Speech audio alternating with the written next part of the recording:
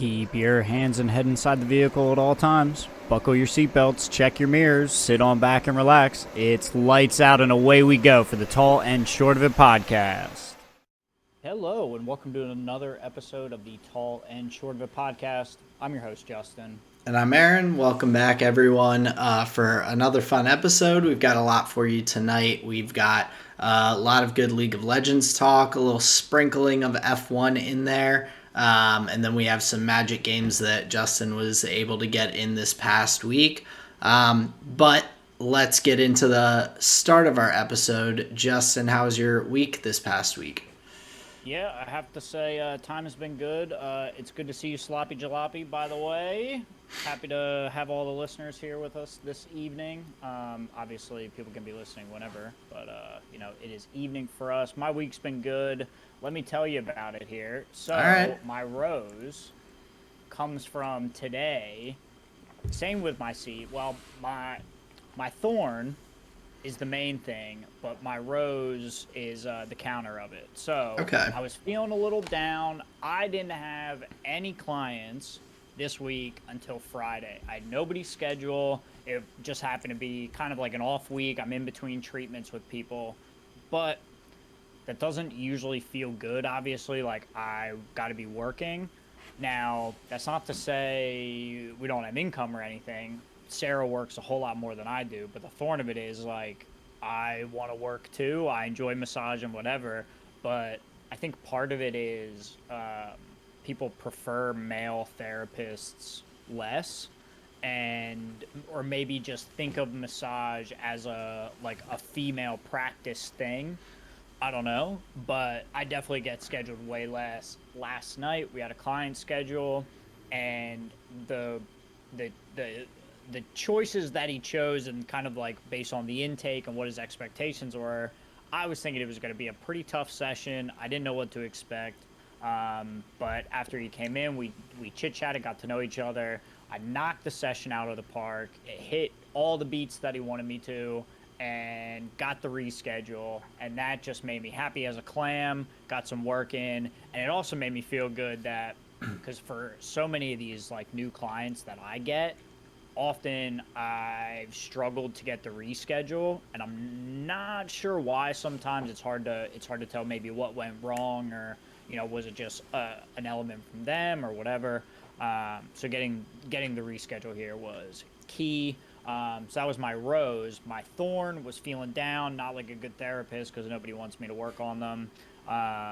But that was a little bit overturned by having a client come in, pick me, and do well for him. So that's my rose and my thorn little combo there. Gotcha.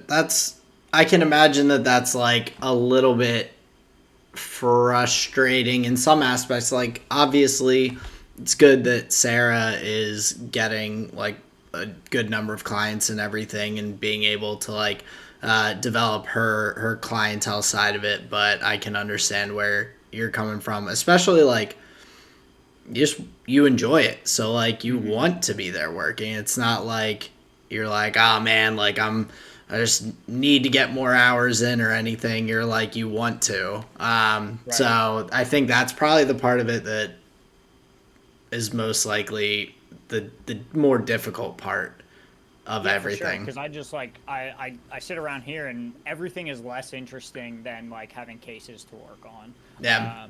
So yeah, I'm glad to have gotten back into gotten another good client that I can move forward with. My seed, I won't hold you up too much longer. My seed, I have been back and forth with a member of the cEDH Magic community. His handle is Buddha Spoon on the internet, and he reached out looking to see if I'd be interested in getting some Valorant games and kind of going through and teaching him how it goes. And I said, heck yes. We were able to get some games in last night with Queso, our buddy Kyle, and I think we had a good time. We learned some elements about the game, and it was fun to connect in a way that wasn't like a like someone's recording, we're on a Twitch stream, where this person's around, whatever. So it's kind of fun to just kind of let loose and just game with some new pals. Nice, that's dope. I didn't realize that he like was into other games and everything to jump into Valorant. So Well, that was part of the back and forth. Is we obviously had this base of like Magic and Commander, and however you find out you enjoy someone a little more than just like, oh, we'll get to play once a month. So it's like, hey, are there other avenues to hang out when we're not able to get a 4-player Commander game over the internet together? So yeah, that was really dope. And then also to have him be cool with hanging out with one of our buddies on the Discord. It just all fucking worked out. It was sweet. oh yeah, that's awesome. Yeah, Very man. cool. But that's enough for me. I want to hear about your week. How are you, Aaron? It's good to see you. I'm doing good. Good to see you too, of course. For my rose, thorn, and seed, I'll do my rose first. My thorn and seed kind of tie together. But my rose is just that this past weekend was really solid, and so I forget if I had mentioned, but like my work schedule is slightly off kilter right now. I'm working Tuesday through Saturday instead of like Monday to Friday. Okay, I gotcha. So was you have the Sunday Monday weekend. right. And so when I got hired, it was kind of explained to me that I'd be rotating the weekends. Right now, the other person can't do weekends, so like there's no rotation. It's just me, which is what it is. I'm like happy where I'm at, and Saturdays are usually days that I can kind of get a little more done because there's just less stuff going on. So that was nice being able to kind of like get some things done on that Saturday, and I've realized that the schedule is like it's not too bad doing it this way. I still get to spend good time with Colleen.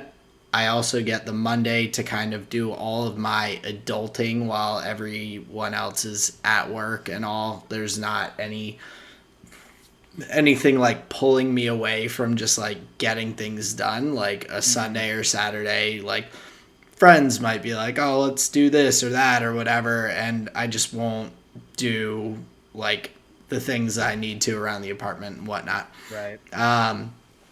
So that has actually been like kind of nice lately to be able to like utilize that time well.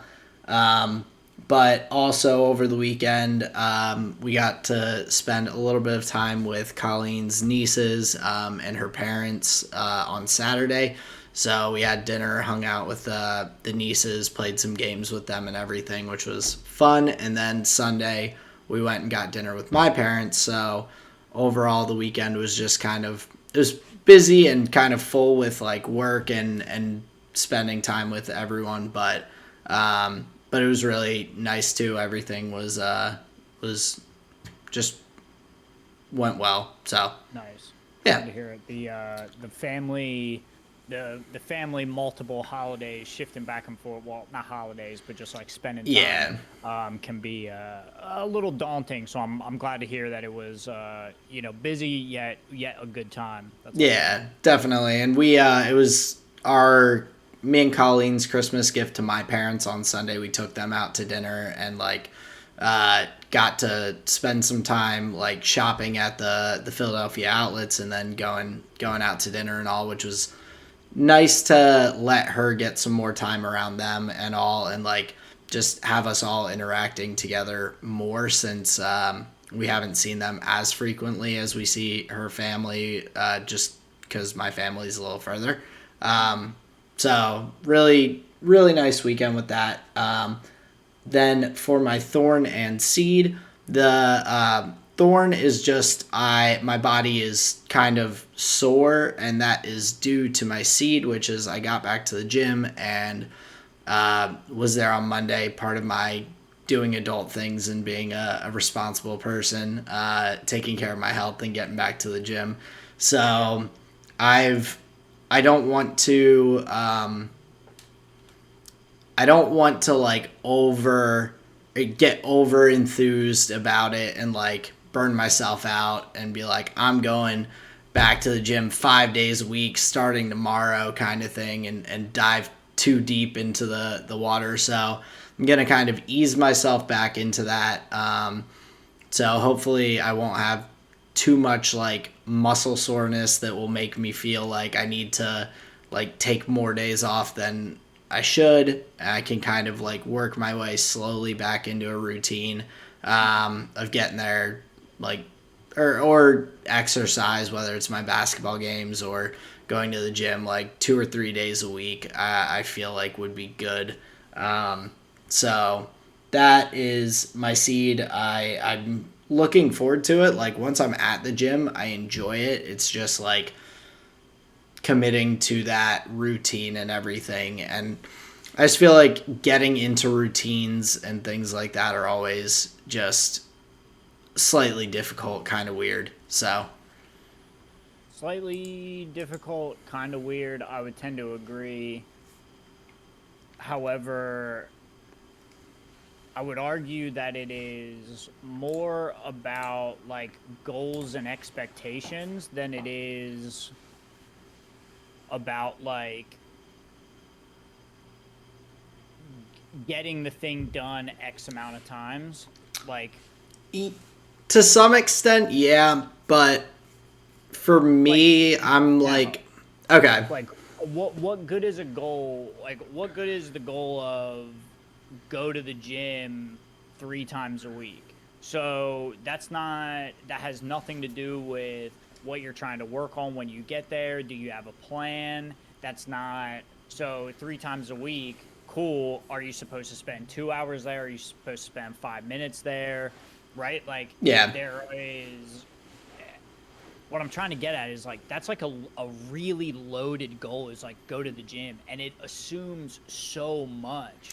I think when you're trying to build a good habit, you actually have to lay out the plan a little bit more before you before you get too crazy with it, or else you'll just be like, all right, well now I'm here in an ocean of 50,000 machines. Yeah, well that makes sense, I guess, in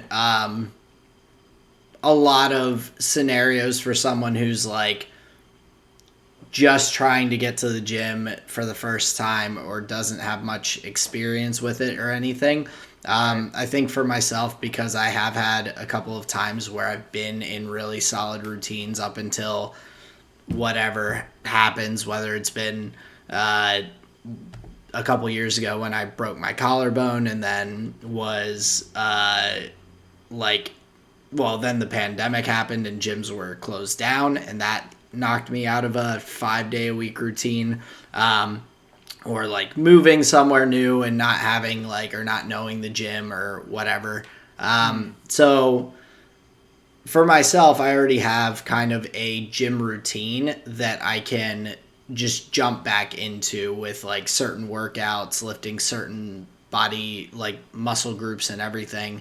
Gotcha. So I'm able to just like, my goal is to just like get myself physically there a couple times a week, because I know once I'm there, I have the things that I have the routine already there. I just have to like utilize it. I know about how long it'll take me there to get like a pretty decent workout. I know about how much I want to do in one session, and so I'm able to kind of work with that a little bit more fluidly and just kind of dive right back in.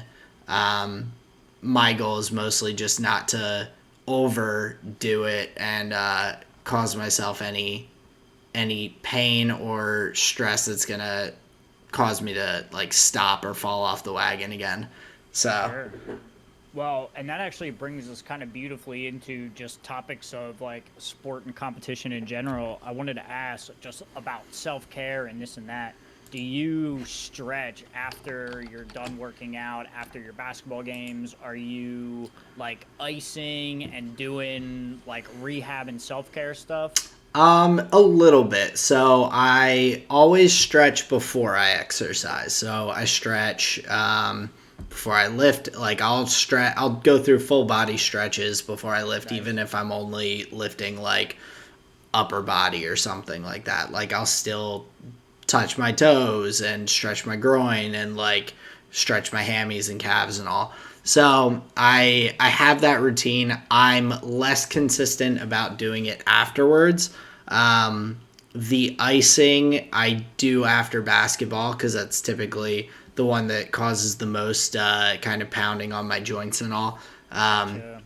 So I Do you throw ice packs on your knees? I do. Well, I have one like it's a cloth little bag with like a Velcro strap on it that has an ice pack in it. So I'll just like slap it on one knee for a bit, slap it on the other for a bit. My ankle that I rolled a couple weeks back is still not quite 100%, so I'll ice that up as well. Nice. Yeah, So that's so it's important. yeah, so I do some of it, but I would say I'm not as good about. I don't do as much as I should. I do more than nothing, less than I Right. should. So Gotcha. Well, the reason I asked, the thing that made me think of the question, when you're lifting, I think, and especially just trying to get just like tone and a little bit of strength building, I think or it seems good to me to stretch afterwards, or else that's when you start to create the like repetitive motion type stuff going on, because you're just hamming the same yeah, line of muscle over and over. So it's just good to be mindful of like hydration and stretching after a workout as well. and I don't know if you would know this, but it would make sense in my brain from what I know.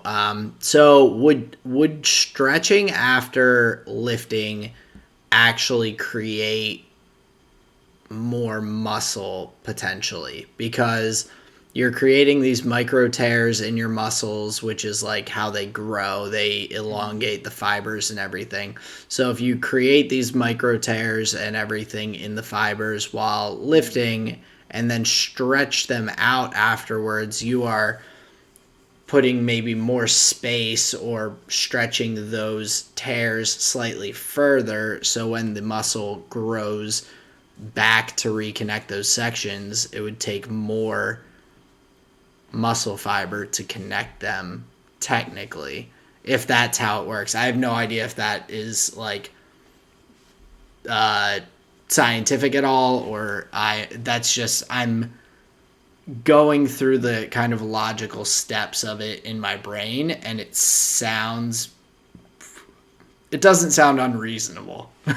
More in the sense of there would just be more surface area to fill in if the post workout stretches were to elongate the micro tears in the muscle. Sure, I don't think creating you're not like creating new muscle. You're just building up what's there. Right, you're just like to heal the muscles after lifting.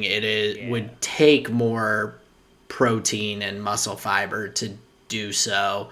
So that's like if you're adding more muscle that way in the healing process, like I feel like that is technically making your muscles bigger. Whether it's like visibly like any sort of significant difference, I doubt Right. it, but I'm not sure about bigger, but my main thing with stretching post workout and strengthening is your the muscles retain the strengthening that they would have done, but you also get to maintain and retain your flexibility and your range of motion. Like those gotcha. big bodybuilders, They it can't. takes all they have to do this, Yeah. right? Like they can't do anything, Right. right? So what you want to do, you don't want to bulk up and just be like this statue thing. You want to get a little bit bigger, but still be able to have like full free range of motion. That's the recommendation behind the stretching. Yeah, that makes sense. So I'll have to start doing that a bit more because I think like for myself, my usual thought process is, okay, I'm done my workout, time to leave. Like that's it's a end to that segment of my day. But stretching is definitely something I should do because like part of the reason that I decided to get back into it is like I want to bulk up a little bit mostly for this basketball league. Like it's not anything like super competitive. I'm going there to play and have a good time, but I'm like for my height, I am thinner than most people that are similar height to me who are there playing. And lower body mass index. Well, and just like in terms of like playing basketball and being physical and all, I don't want to like, not that I get pushed around, but I don't want to like bounce off people if I'm like making a move or making a play. I would rather have a little bit more weight to me and have the other person kind of bounce off me a little bit, or it just kind of we bump each other more. And like I've noticed that players in the league, when I'm guarding them, will typically try to like get a little like tougher or they'll play a little differently than if they had someone slightly like bigger than myself guarding them. Even if I'm like playing better defense, staying in front of them better, like doing all the fundamentals right, it's like a mentality thing that they will kind of go and just be more aggressive playing against me. A little more handsy, a little more like touching you, like, well, what are you doing, that kind of thing. So basketball is such a physical sport, man. It's about like space management, right? Yeah, very much so. So that it's like such a silly, not a silly thing. It's something that I'm like. So I watched the Last Dance documentary a couple of years ago, which is Michael Jordan's the documentary about Michael Jordan's career in basketball. And Michael Jordan would this is something he's known for. He would make up reasons to like get himself angry or like hyped up against the other team. He would like tell himself or make himself believe that like that guy said my mom's mac and cheese ain't shit, so I need to fuck him up in this game kind of thing. And so, like, to a lesser, much lesser extent, I'm kind of, like, blowing this, like, thing out of proportion in terms of, like, people, like, bumping me and kind of, like, pushing me a little bit and everything in a basketball game, which is all relatively normal, like, play to get myself to, like, want to work out and, like, motivate me to do that again kind of thing. Oh, I see what you're saying. So you're building it up. You're saying like, oh, these guys are like fucking with me. These guys think I'm a little bitch. I kind of tell myself that in my head a little bit, just because even though I know it's not true, but I tell myself that, and it's been like that has kind of been my like motivation to get back. The hardest part with consistency for me is like not having something to work towards. Like if I'm just like, for part of the reason that it's been very easy for me to like not have gone back to the gym for a bit is because I feel like I look good. Like my main motivation for going to the gym for a long time was like looking good and like feeling good about, like, for myself about the way I look and everything. Yeah. So it wasn't anything that was motivated by some sort of like competitive desire or any sort of like goal. It was just I want to stay like I don't want to like pack on the pounds and I don't want to like I just want to feel good, look good, that kind of thing. So because I feel like I've been doing a pretty good job in terms of like eating habits, general like moving around, getting steps in and things like that, I haven't really seen an appearance wise need for myself to like be like, okay, I got to get back to the gym, if that makes sense. Okay. Like the goal that I had, I'm like kind of at, if it's in terms of like feeling good about how I look. So I've already like achieved that goal without going to the gym, kind of. Yeah, I would say, if I may, I gotta challenge that a little bit. It doesn't seem like the gym is just a place to improve body image. No, And not just body image, like the whole like what people get to look at. There's a lot to be said for what it does for like sleep habits, what it does for libido, what it does for flexibility and like range of motion overall.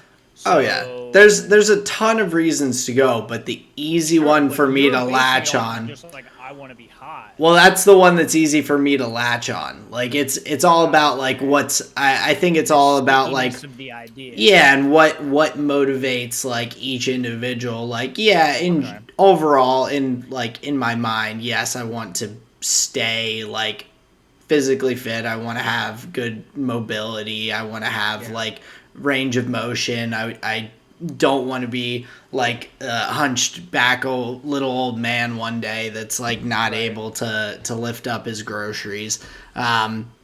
So like general like fitness and functional fitness I think are like kind of my primary, like if I think about it, like those are the primary things that I should focus on for long term. I'm not playing competitive sports professionally. I'm not out here running tons of 5Ks and trying to train for a marathon. So I have to be able to latch on to my goals a little bit more easily. And the easy one is, hey, I look at myself in the mirror when I get out of the shower every day, and like I want to be happy with what I see. So do you think yeah, I'd fuck me.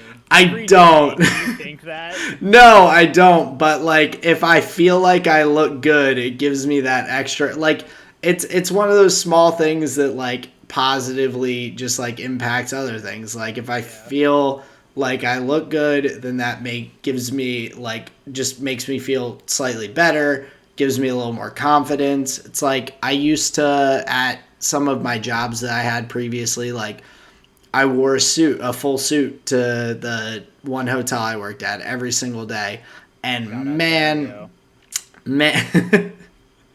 shout out to Dario. That's a name I haven't heard in a long time. I mean, he was the king. He was. King of suits. His suits were a little bit big on him, but he was the king of suits. I'll tell you this though, he grew into him. He looks fucking good now. I haven't seen that kid in a decade, at least. He could win best dressed anywhere in the world. I swear to God. That's good. Dario. That's awesome. He used to wear suits to school all the time. Anyway, continue. But yeah, so like wearing suits always made me feel more confident and made me feel like more well spoken. It just like gave me like a +2 charisma kind of thing. Like I just I just felt like I was like more professional. Like I mean the side effect was a lot of people ending up thinking that I was older than I was, but hey, it is what it is. Dude, that's never a bad thing. Yeah, it was they always would like when I was like, damn, like you think I'm 10 years older than I am? they would be like, oh, it's just the way you carry yourself. And like part of that was like that whole look good, feel good thing. It helped me with that. So yeah, that's like, I know 100% that going back to the gym, there are like fitness goals that I do have and that I'm like getting a little, like I want to get a little bit bigger. I want to like a little more muscular. I do want to like maintain, especially since I do have some like trouble with my knees, trouble with my hips and everything. I do want to maintain good functional fitness so that those don't become problematic or anything. Right. Those Do aren't. you record? Do you track? Do you write things down? Are you journaling?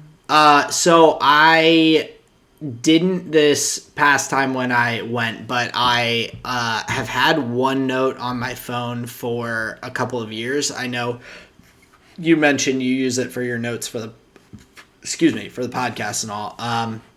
No, I'm talking about workout tracking. No, I did I yesterday. had I did. yeah, I had so was using OneNote when I was going to the gym 5-6 days a week back before the pandemic. So back, I guess about 2 years ago now. And every single time I went to the gym, I had a new note in a workout folder that was all of the workouts I did, how many sets of what weights each set was at. Like I was really, yeah, I was really intensive about it, which is how I have like created kind of my general workout routines when I'm going for biceps and back for one day and triceps and chest for the other and legs and everything. So, Well, you'll never be able to track improvement if you can't like look back and be like, oh shit, that was a 10-pound difference, and then oh look at that, 3 days later I tacked on another 3 pounds. yeah. Like, that's really good data, especially if you're able to contrast it. Like if you do it enough, you get longitudinal data where it's like, See, oh and wow, okay. that's the thing that I've never that I had never done though, where Data is so like useful. I have it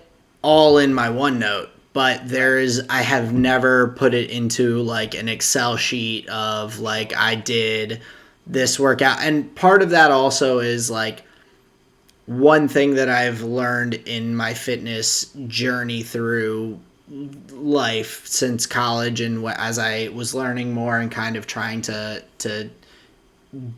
work out for different reasons at different points in time. I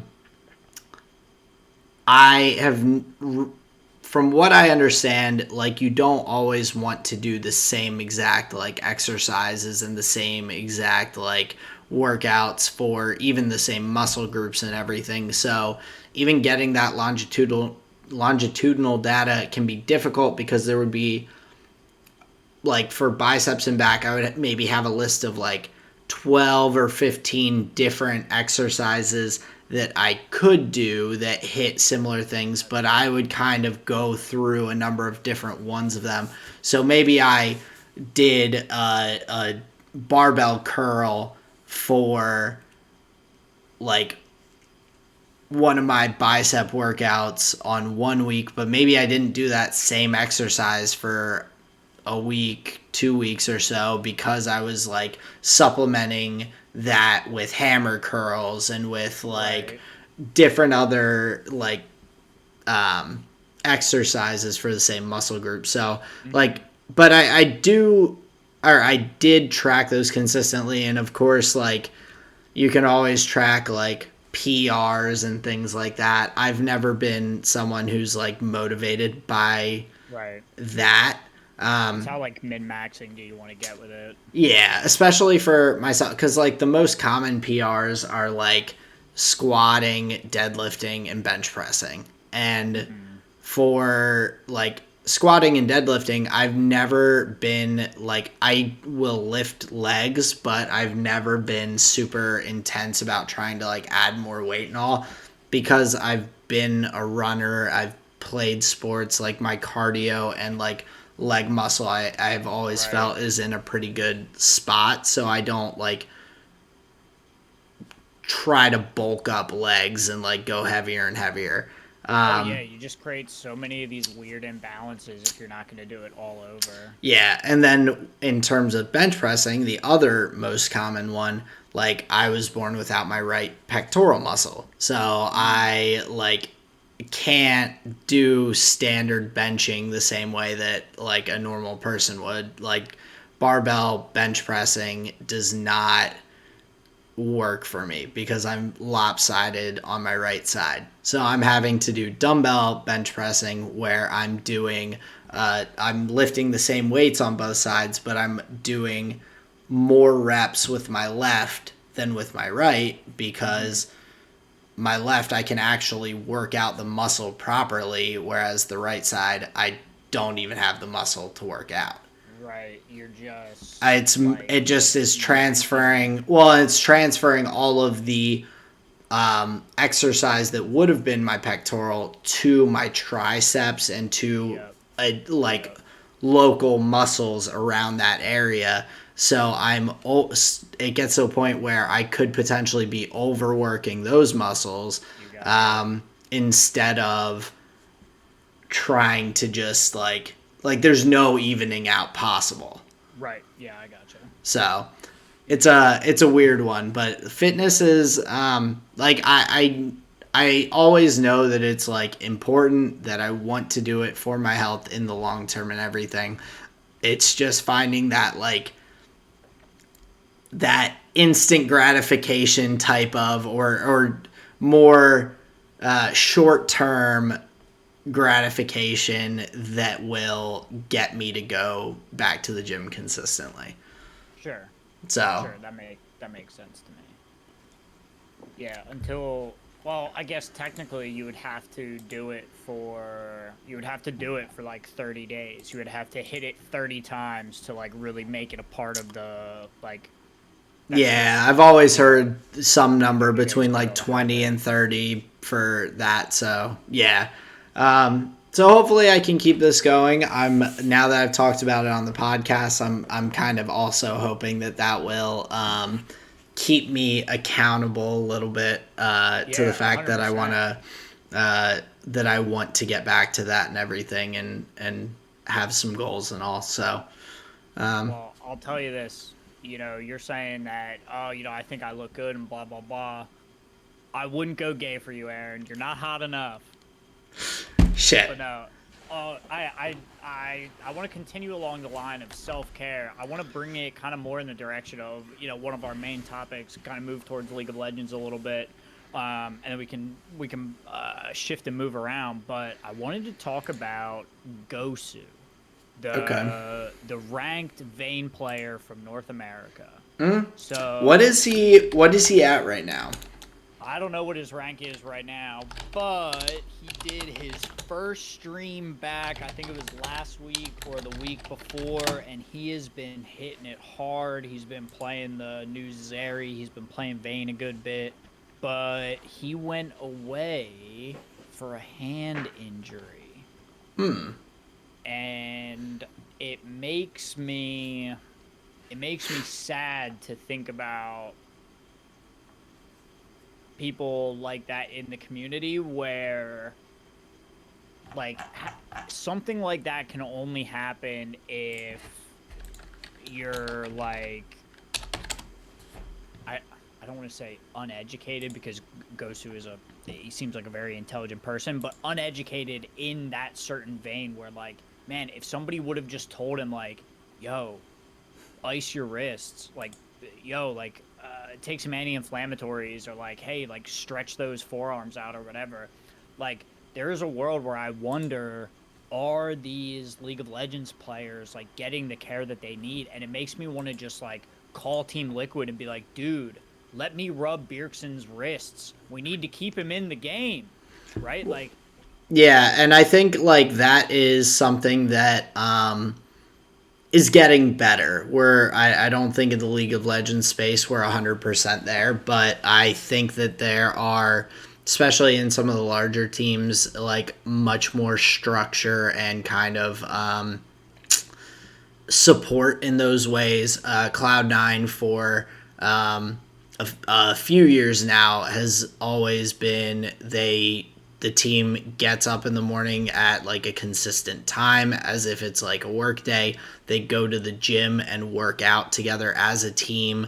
Then they go back and watch like VODs, watch like play their scrims, like watch that back and everything, and do their routine and all. But they like between teams adding sports psychologists who are like working with the players on their mentality and their like focus and those other aspects that are beneficial to them overall that will help them in the game.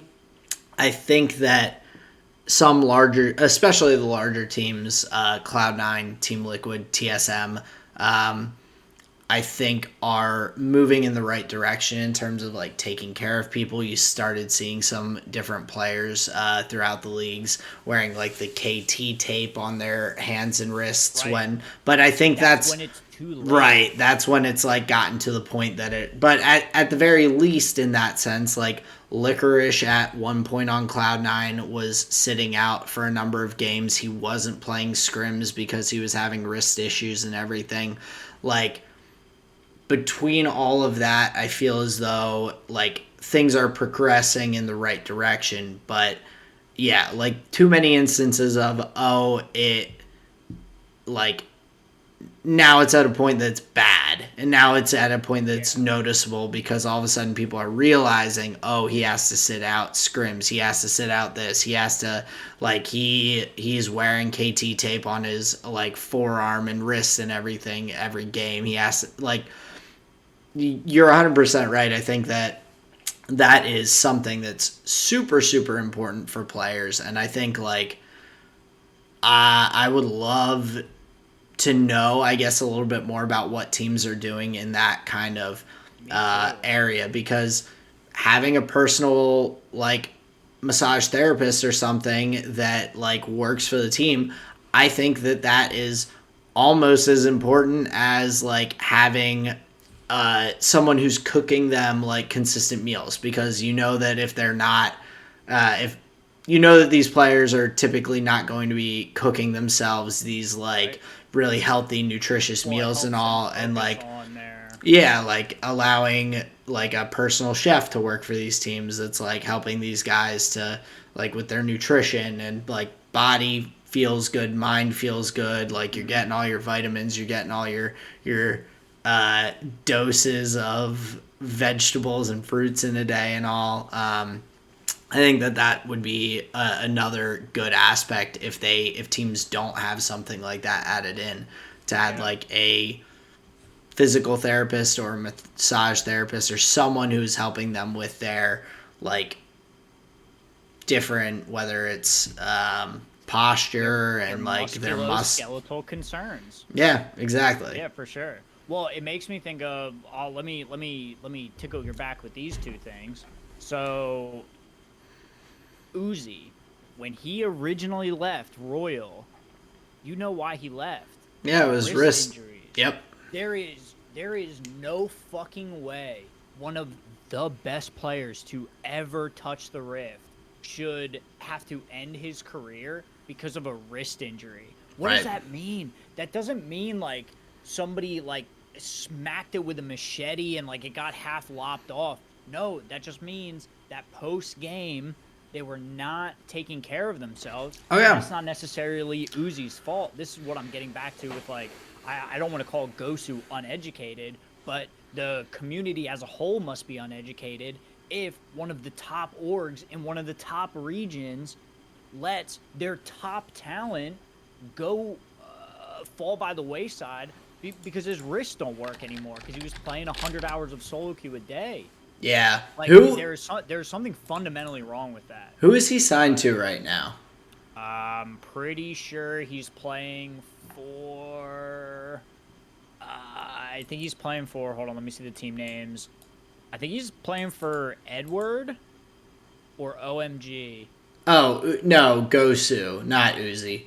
Oh, no, Gosu doesn't play. He's just a streamer. Okay, gotcha. I thought he had played, like, Academy at some point, or there was something. He did, but I'm not sure he's with a team. He may be signed streaming. Gotcha. Okay. Makes sense. But yeah, like that's just crazy. And then let's go to another one of the avenues of Lewis Hamilton when he mentions who's the lady that has his phone, his bag, has the Oh, multiple it's towels hanging off his her. like handler or something. No, no. Guess what Lewis references her as? My What? trainer. He Oh. says my trainer. And then if you listen to Lewis Hamilton's interviews when asked about like, "Oh, how was your like when they get to the track when they're doing like the press conferences and like the stuff on like Thursday and Friday, Lewis Hamilton always he doesn't give a shit about anything else. He always talks about his recovery. His recovery, his recovery, his recovery. He talks about her as a trainer, so the the one of the top athletes in the world even understands that you got to get your muscles worked on. You got to stretch. You got to do the sauna. Like all of these things. It's not just like you don't just get to walk out on the field and chuck a pigskin 1,000 miles an hour. Like Yeah. there's so much work behind the scenes, and it just feels like how does Gosu have to have like, and I'm just guessing, I'm just assuming, how does Gosu have to go and have hand surgery? Like, what is wrong with our healthcare prerogatives? Not, I'm not talking about. No, I know. I know. Just as people, what we care about. What's going wrong, man? Where this young individual has to go and get wrist surgery? I think it is lack of easily accessible information. For one, I think that, like, for instance, I think in general, and we've talked about this because you've experienced it in your career. Mm-hmm. There are people out there who look at the world, look at society, and they base whether or not they're going to go see someone for help for a problem as like a hit to their like toughness, to their pride. Like that I'm sure you have come across a number of people that are like, oh, I just worked through the pain until like I physically couldn't move anymore. And it's like, well, like a badge of courage or something. yeah, and so I think that like there's an aspect of that in it. I think that due to that, like, and it's not the same thing, but it is related to that same attitude because, and I think it also extends to mental health because there's this whole thing of like, put on a brave face, like tough it out, don't let other people see you struggling, don't let whatever,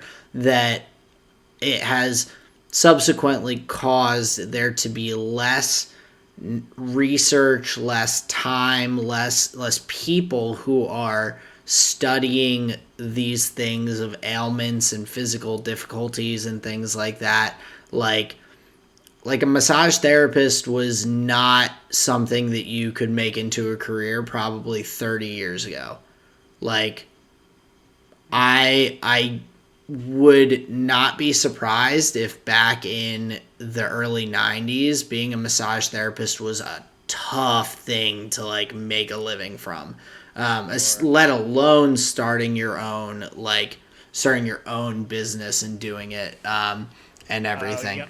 So, okay, yep, I see where you're like you could maybe be a massage therapist for a chiropractor's office, or maybe a chiropractor would know some massage therapy techniques and use that with his like patients. Right. But we have gained so much knowledge over the past time that like we're still, it's like the way that science progresses, like as we're learning more scientifically, we're able to create better materials. We're able to like push the limit further. You're able to go to space. You're able to dive deeper in the water in a submarine. Like you're progressing in science and it allows these other things to grow from it. So like, because I feel as though there's been this attitude of like, oh no, like that's not important, I'll just like tough it out and everything, we haven't put the time and knowledge and effort into like learning the proper ways to do things and like learning the like the knowledge behind like what will keep you functional and like in good functional shape longer, not just like surviving. So I think that that's probably an aspect of it. And also just like in general, I think the gaming community in terms of like Gosu and someone like that or other League of Legends players, there's such an attitude of just like play, get as many games in. And so just the repetitive stress injuries, if you're not doing the right things to take care of you, are much more likely because of just the sheer amount of like a marathon runner is much more likely to tweak a muscle running than like me because they're doing this every single day. Right. They're like there's way more likelihood of them injuring themselves running than me who runs like twice a week. Like there's an aspect of that into it as well. Yeah, like if you're gonna do the same thing over and over and over again, you gotta develop the techniques to undo that thing that you've done. Yeah, and I mean, like we're talking about things like having proper posture for people who work 9-to-5 desk jobs and everything. Like people don't even know how to sit in a goddamn chair properly. That's not in a way that's not going to negatively affect them in 30 years. Like, sure. Well, I'm not sure the human body was built to sit in a chair for like 12 hours a day or whatever. Fair. Yeah, that's also a fair point too. And like think of how many bends you're putting in the system. Like the system likes to be open and fluid and like out here and moving around and throwing spears and climbing trees and shit. Like, and you're in an S shape all day. Yeah, dude. Like it's rough stuff. And then on top of it, and like I'm just going full on like exercise mode here. But then like you got to think of the core too. Like how much of you then like is pulled out. Your mouse is out here. You're typing over here. You're the armrests are all the way, and as you sit, your knees start to fall out. So what you find is people's cores are so weak, right? The core is so weak, and then that leads to like back problems. You're sitting and hunched like this, and all of this is in the spirit of like, oh, I get to play video games for a living, or like I get to do this or whatever. It's like, but what's the actual cost? When you're 40, you're not going to be able to stand up. You're not going to be able to pick your daughter up. Like, whoa, that's bad stuff. Yeah, it's kind of wild because like I think especially in just the community of streamers as well, because even though some streamers are and also some of them are associated with teams, but does that mean that they're necessarily getting all the same support that those like teams are getting? Someone like Gosu or some of like the really famous like people who pop to mind for me, like Call of Duty streamers who are playing Warzone and stuff like that all the time, like are they getting the proper like things that they need for their muscles and to like relax them? Because they're sitting there streaming for 8 hours a day and like keyboard and hands and mouse and everything, or even like for them, like a lot of guys on controller, which is probably even potentially worse for your at least like thumbs and stuff like that. You're not even you're like locked in right here instead of at least being able to like move around a little bit. Oh yeah, so all sorts of bad. Yeah, so I think just in general there's like you hope that people are taking it seriously, especially if they are like doing that as a career. Like you would think that just like a professional athlete, if they're doing that as their career, then they're going to be utilizing proper stretching techniques and weightlifting and exercise to hopefully maintain that. You kind of hope that that's the case, but I think that it's so less physically intensive that you in your mind look at it as much less physically intensive because overall body it is than like being a football player or a basketball player. But in terms of that, like those specific muscles that you're using, it's very, very similar. I think people probably overlook that a lot more than they should. Big time. Yeah, no, that's very well said, actually. So what we're getting to is I'm gonna start stretching after I work out. Dude, and I ice my wrists after I play, like after a session of League or Valorant or whatever it is, man. I ice my wrists. There you go. Yeah, just because like, and we're coming at this from a place of like love, honestly. Like, it sounds, I don't know, it sounds like gym teacher and like kind of corny or whatever, but it does give you longevity in the thing that you're doing, and it'll just make it feel better when you're doing it. Like, you would hate to be missing CS while your fingers hurt. Like, Yeah, you should at least miss your CS and your skill because you're shots bad. because you're bad, not because your fingers hurt. Yeah, exactly. Yeah, that's So, funny.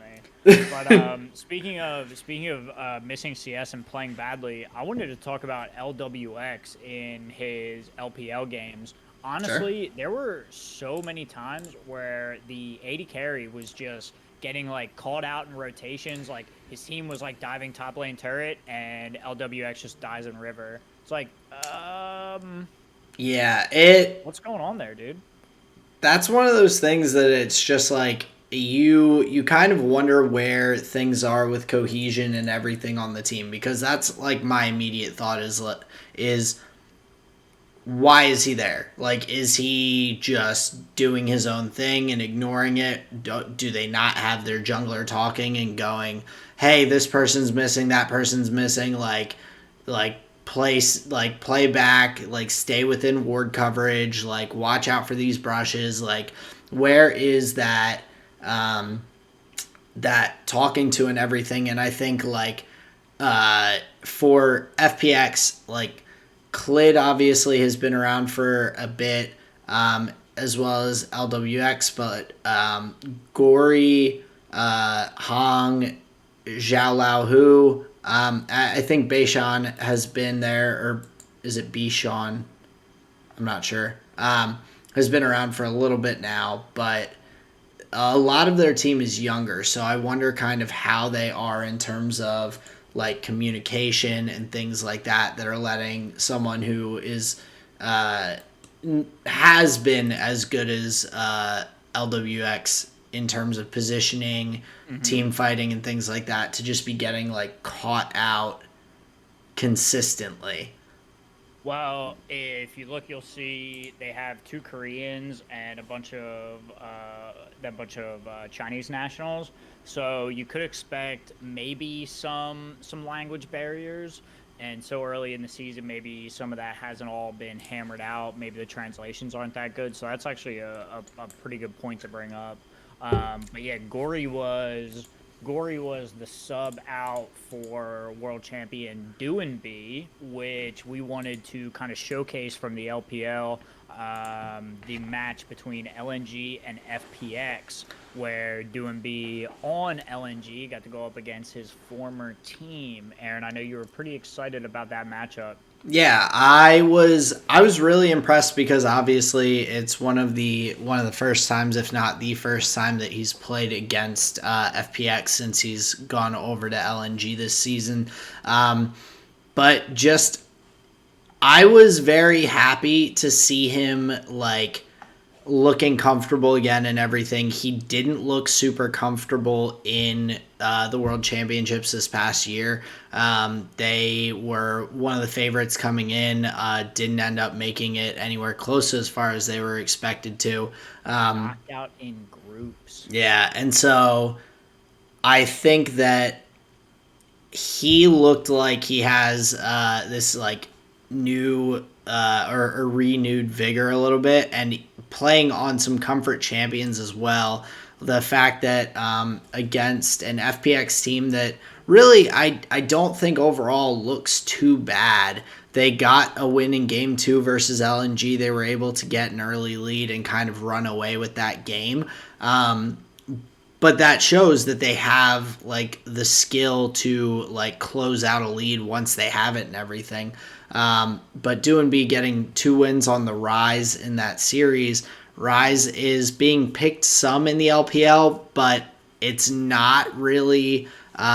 I don't know if I would call it like a top mid lane pick right now around the world. Like it's kind of seems like it's in that Oriana type space where it's you can Like play tier 2 it. or 3. Yeah, it's tier 2 or 3, but because players know how to utilize the like abilities or ultimates or whatever pretty well, and it's relatively safe. It's relatively like you don't have to overextend for kills, things like that. Like it's a comfort pick. Yeah, for sure. But for him to pick a pick that is slightly lower tier and still be able to pull out that wins, I was very impressed with that. But I know that one of the things that you had been intrigued by was Ale bringing out the Fiora in game 3 versus the Graves and getting the win on that. I thought you had mentioned that Oh yeah, briefly. yeah, for sure. No, I thought that was really exciting, honestly, especially in a draft that feels very cut and dry for pretty much any draft around the world currently, which is let's put a pin in that, but just that fact is fascinating to me. But after a pretty cut and dry draft that we saw, the Fiora and Graves matchup where blue picks Graves, Victor, 4 and 5, and red gets the last pick counter pick. They use for the top lane to get the Fiora counter pick into the Graves. I think great answer, like great draft creativity. Speaks to top lane champion pool where he has that carry top laner in his back pocket that he can bring out. Now, I'm not saying I know the Graves Fiora matchup inside and out, and level 3, if she gets the dash after the minion, she can dash pet to get the. I'm not saying any of that, but what I do know is it speaks to the level of aggression that LNG has and confidence to play through their top laner and give them such an aggressive pick like Fiora, and then they played it out beautifully, being able to seal up that series 2-1 over FPX. Yeah, and to see that, and Ale was like really solid throughout the series as well. In game 1, he was able to get a couple of early dives on Zhao Laohu, and then he was able to end up getting the solo kill 1v1 in the top lane in the Jace versus Graves matchup, and so he was playing really really well. Light as well was playing phenomenally on the Varus and the Jinx in their 2 wins.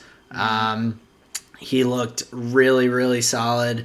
And I think that was a big part of like what was. I think that's a big part of where the struggle was for FPX was in that bot lane, going up against Light and Lamau. They Hong and LWX just don't quite seem to be on the same page 100% of the time, and so I think that's like another aspect of that, like communication and all, because Hung, he didn't play poorly. He had a really solid game 2 on the Braum. He had a solid game on the Leona in game 3, and being able to be like really strong in, or sorry, no, I was thinking in, I got myself mixed up.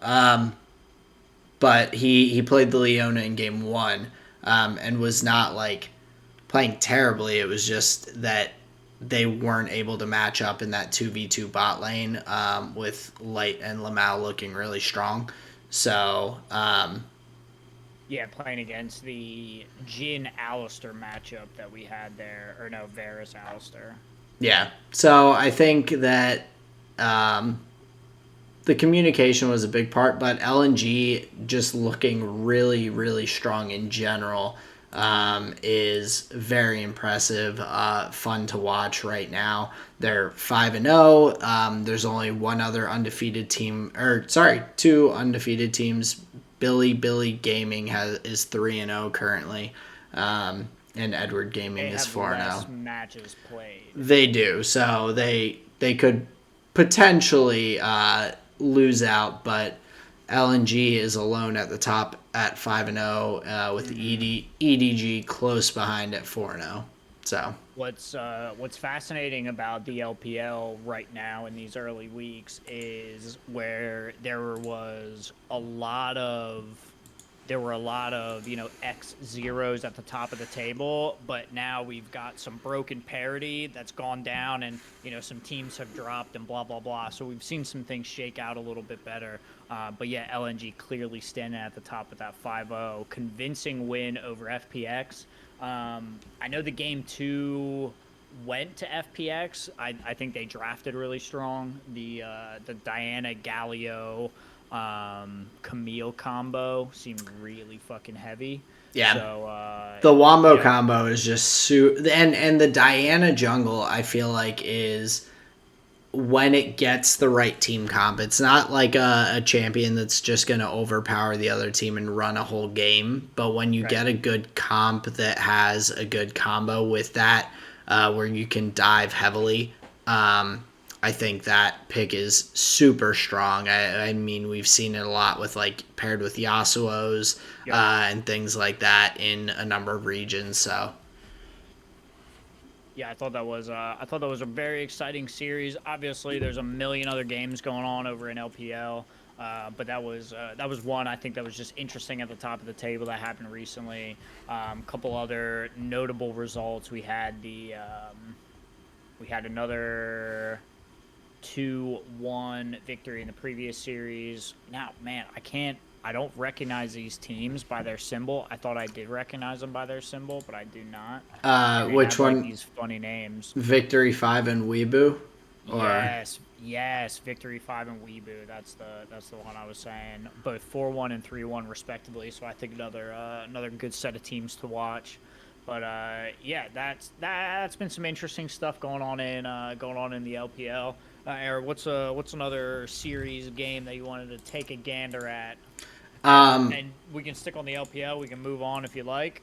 Well, so I didn't have anything else in the LPL. I did want to definitely dive into mostly the LCS quarterfinals that were going on in the lock-in tournament. So Let's do it. for the LCS quarterfinals, after the group stages and everything, we ended up having 100 Thieves versus Dignitas, Team Liquid versus FlyQuest, C9 versus CLG, and then Evil Geniuses and Golden Guardians.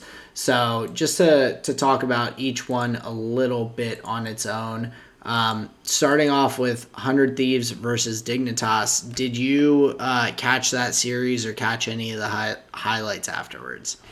I watched all of the quarterfinal matches Okay. for the LCS Lock-It, so we can hit whatever you want to. Beautiful. Well, just in terms of that, I was extremely impressed with Dignitas. They were able to pull out the 2-0. Spoiler alert for anyone out there, but they kept some good consistency, it felt like, in terms of what they were going for. They had their jungler, I'm blanking, River on the Jarvan in both games.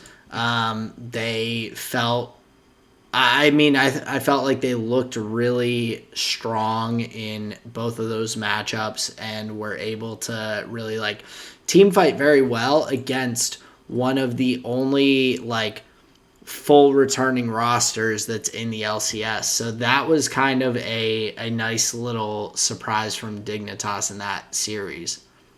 Yeah, big upset like right at the start of the knockout stages, which is like kind of fascinating, especially because I think a lot of the analysts and likely me and you would have said that 100 Thieves was probably not a shoe-in, but strongly likely to be in the finals, maybe win it. So for them to get knocked out in the quarterfinals seems like we may have a lot to learn yet about some of these North American teams. And it's fascinating that it's like you were saying, they were a complete roster, and they get diddled. Yeah, I would have to double check, but I think that they are the only full returning roster that was coming back in like completely untouched, no changes or anything like that. I don't believe Yeah. there's another roster in the LCS that had that same situation. So I think everyone expected 100 Thieves to kind of just come in strong and be immediately at the top of the table, which they were in the group stage of the lock-in tournament. They were able to beat Cloud9 in their group. I believe they were 3-1 going into the quarterfinals, but to see them get knocked out in the first round and a 2-0 nonetheless, I think is not really what anyone expected in that matchup. No, I don't think so either. And maybe it was something about, so they were blue side first game, red side second game. So they even first pick the Caitlyn, they go for Gwen Viego, and then they pick up Oriana Lulu. So go ahead. That's something else that I forgot to mention actually from the LPL. The LNG versus FPX series, I thought it very interesting that, so in that series, LNG was red side, I believe, in all three games, which was a kind of weird thing to me because teams are able to pick their side and everything for each game, and or alternating who gets to pick side, but it seemed as though LNG was consistently on the it looks like 2 out of 3 games they were on the red side, but for some Well, does this seem like a meta where teams would want to give away that first pick and say, yeah, we'll take the next two best champs available? to me, I would think so. I think Hmm. that there's not a singular champion that is a like just dominant enough that you have to first pick them. I think that there are, for most champions that are strong in the current meta, there's a counter or the ability to like play into it or take a strong, like say someone takes the Gwen in the top lane, you can build a strong bot lane duo or take a strong mid jungle or something to that effect to kind of counter that. It's not season 3 Cassidon where if you don't ban it, like it's you insta lose the game. Um, Right. so I definitely think there are stronger champions than others, but I Well, don't. let's just take a quick gander at what's being first picked, because I might tend to agree with you. I would tend to agree with you. Let's take a look at what's being first picked in North America.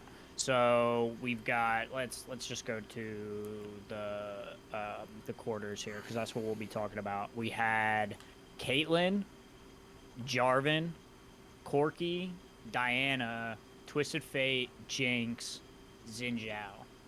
So that's And Corky and Diana are the only ones that were picked multiple times in first pick for that quarterfinals. So So both of those, so all of those champions fall into two roles, either mid or jungle.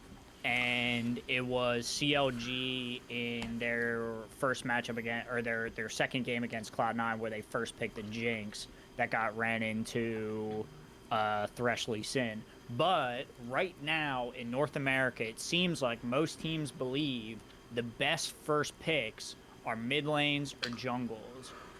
Yeah, with Seems the reasonable to 80 me. with the 80 carry not far behind, you see Jinx get picked up in Dude, but if you can the. first pick that Caitlyn, teams are doing it. Oh yeah, if it's not banned 100%, but for the quarterfinals, I mean the Jinx was picked in uh, by the end of red side pick in 6 out of 9 games, so That's so much. 2/3 of the And time. then if it's not them, it's the fucking Aphelios, Right. And right? yep. So I think like the Jinx was practically a pick ban. It just wasn't in 100 Thieves versus Dignitas, and that is Right. probably just 80 carry like preference in terms of picks and everything. Right, Um, in the triumvirate that is well, I guess right now, because I would include Jin. I think a decent amount of people are playing Jin as well. So it's kind of so it's like Jinx, Kate, Aphelios, Jin meta, which Ezreal they're too, all though. super long range. So there's I like will never name an Ezreal. I I'm So a bad. I'm a So bad. I'm a big Ezreal fan. I like I've always liked champions that I could jump around because I didn't play Ezreal passively. I played it aggressively. I would use Right. But I that's what he's used for competitively. right. I would but I have a soft spot for Ezreal because I loved like hitting those Oh, the arcane Qs, shift forward. arcane Feels shifting so good. forward, especially early in lane where you can like get Mm-hmm. that W on them and then like use your arcane shift, proc it with the auto, and then hit them with the Q to finish them off. Like It's a lot of damage. it's a ton of damage. It's so fun to do, but it's not fun to play against in competitive because it is just like you sit back, you poke with Q. It's not as exciting Well, it implies like typically. a top side focus game and this and that. Like a lot of times you're gonna see like a Yumi or a fucking Karma or something Yeah. with it. So it's just Sitting like, back, just farming under yeah, turret. Yeah. yeah, whatever. So, I'm just never gonna say it's like, oh, Ezreal's part of the meta. I think he's just a champion that certain players like to play in their like in team comps. But anyway, 100 Thieves gets upset. I thought that was amazing. Um, and then we had another fucking 2-0 from Team Liquid against FlyQuest, although I think that one was a little more expected.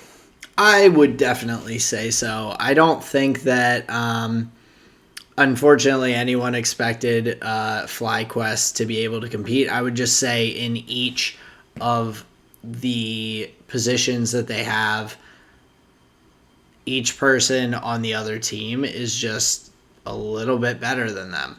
Like, I don't think that that says anything negatively. I didn't feel like FlyQuest had any single person who was really like, they're like, oh man, that guy just fucking lost them the game, and that guy needs, like, if they had an upgrade there. I think all of them are just like, they're solid LCS level players, but they're just not like the kind of talent that a team like Liquid's going to get. Like Kumo had a really strong time in academy. Has played pretty solidly, except for some hiccups here and there in the LCS. He's been pretty consistently like I'd say on par with what you would expect for a young LCS top laner. Jose Dioto has come in and he has a mixed bag of pop off and kind of like lesser performances, but nothing to really like that like blows you away is terrible. Tukio, I think is how you say it. I just don't know what to think of him yet. Like he's barely been in the LCS. He's played like 8 games, so 6 games, 7 games, something like that. So like in terms of all their players, it just seemed like the guy on the other side was a little bit better, and Right. so that was kind of the expected course of things. Yeah, very much so. And we also should reiterate that a lot of these matchups are going to have an LCS pro on one side and an academy player on the other. True. So it is going to be a crapshoot with these matchups. But I have to say, and this was the Faker complaint as well, is it's underwhelming to see the best player on a team just like playing the boring Corki or like the Lulu or whatever, just Yeah. like playing the role playing mid. But I have to say I love watching Bjergsen play, and it's so much fun. Yeah, I'm happy that he's back in the LCS. It's definitely fun to watch. I also was very impressed from Team Liquid's side subbing in Ayla for Game 2 in that matchup to continue to get him some good LCS experience. He looked really solid on the Rakan next to Hans Sama. Core JJ is just an absolute like beast in the support role. So to follow that up with a really solid performance, I think speaks very highly of Ayla and Team Liquid's like secondary players, academy players, whatever you would want to describe them as. So. Well, that's when I think you can start looking at, okay, so a couple of their duos, four of their players for the bottom lane are doing really well. So is that the point at which you can start saying, uh, wow, Team Liquid's infrastructure must be really good? Like, are Well, they getting like the same coaching? Is Core JJ coaching Ayla? I think there may be some interesting things going on behind the scenes there. What do you think? 100%. I feel like a lot of teams have started to realize that utilizing their academy team as essentially a scrim team or like internal like competition and everything has been Mhm. like just very productive. I mean, teams in Korea have been doing it and in China have been doing it for years and years now. China, a lot of the LDL teams are associated with the LPL teams, Yep. and I'm sure those teams are scrimming with the LPL teams. They're getting internal scrims. There's probably internal solo queue and things like that. Cloud9, one of the big things that I had mentioned that had been talked about by LS is like wanting to keep a solid group of internal scrim players to the point that I think he said in the one video that Cloud9 put out, I think they have 15 or 16 different players that are technically employed by Cloud9. There you go. So 5 LCS, 5 Academy, and then 5 or 6 additional players Just like role players. that are able to sub in. They're able to play in scrims. They're able to play in an in-house kind of environment where I'm sure there's probably like, okay, this 5 plays that 5. Okay, like now this 5 you sit out, those 5 go in, and you 5 that are sitting out, let's rewatch what you just played. Let's go Yeah. through like what happened and everything. And there's probably a lot of ability to have like good solid play and review in a more controlled environment and everything. So I think Yeah, without that having to like do block after block against TSM. yeah, so I think seeing like teams like Team Liquid having Ayla getting that play time and everything on the LCS stage in that level, alongside Han Sama, the starting bot laner, like I think that's really really solid, and I would imagine that Team Liquid has this a similar infrastructure to be able to like support that kind of growth and all. I think that Hmm. is where we're kind of moving towards with these teams, and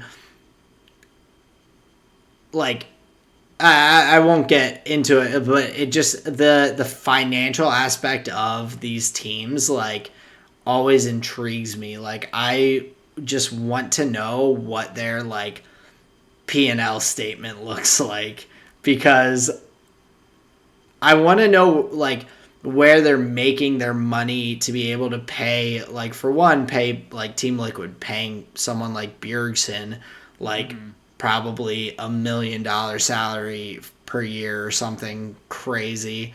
at least hundreds of thousands of dollars. Like, that revenue is not coming from Team Liquid merch sales. Like, it just intrigues me where kind of like the way the money flows. That's a complete side note, but Yeah, when that's I think probably a of full episode when on I that think one. of all these teams having like these robust infrastructures with like Cloud9, like 15 some odd players, plus you have coaching staff, plus you have like your facilities and like whatever the Right. cost of all those things are.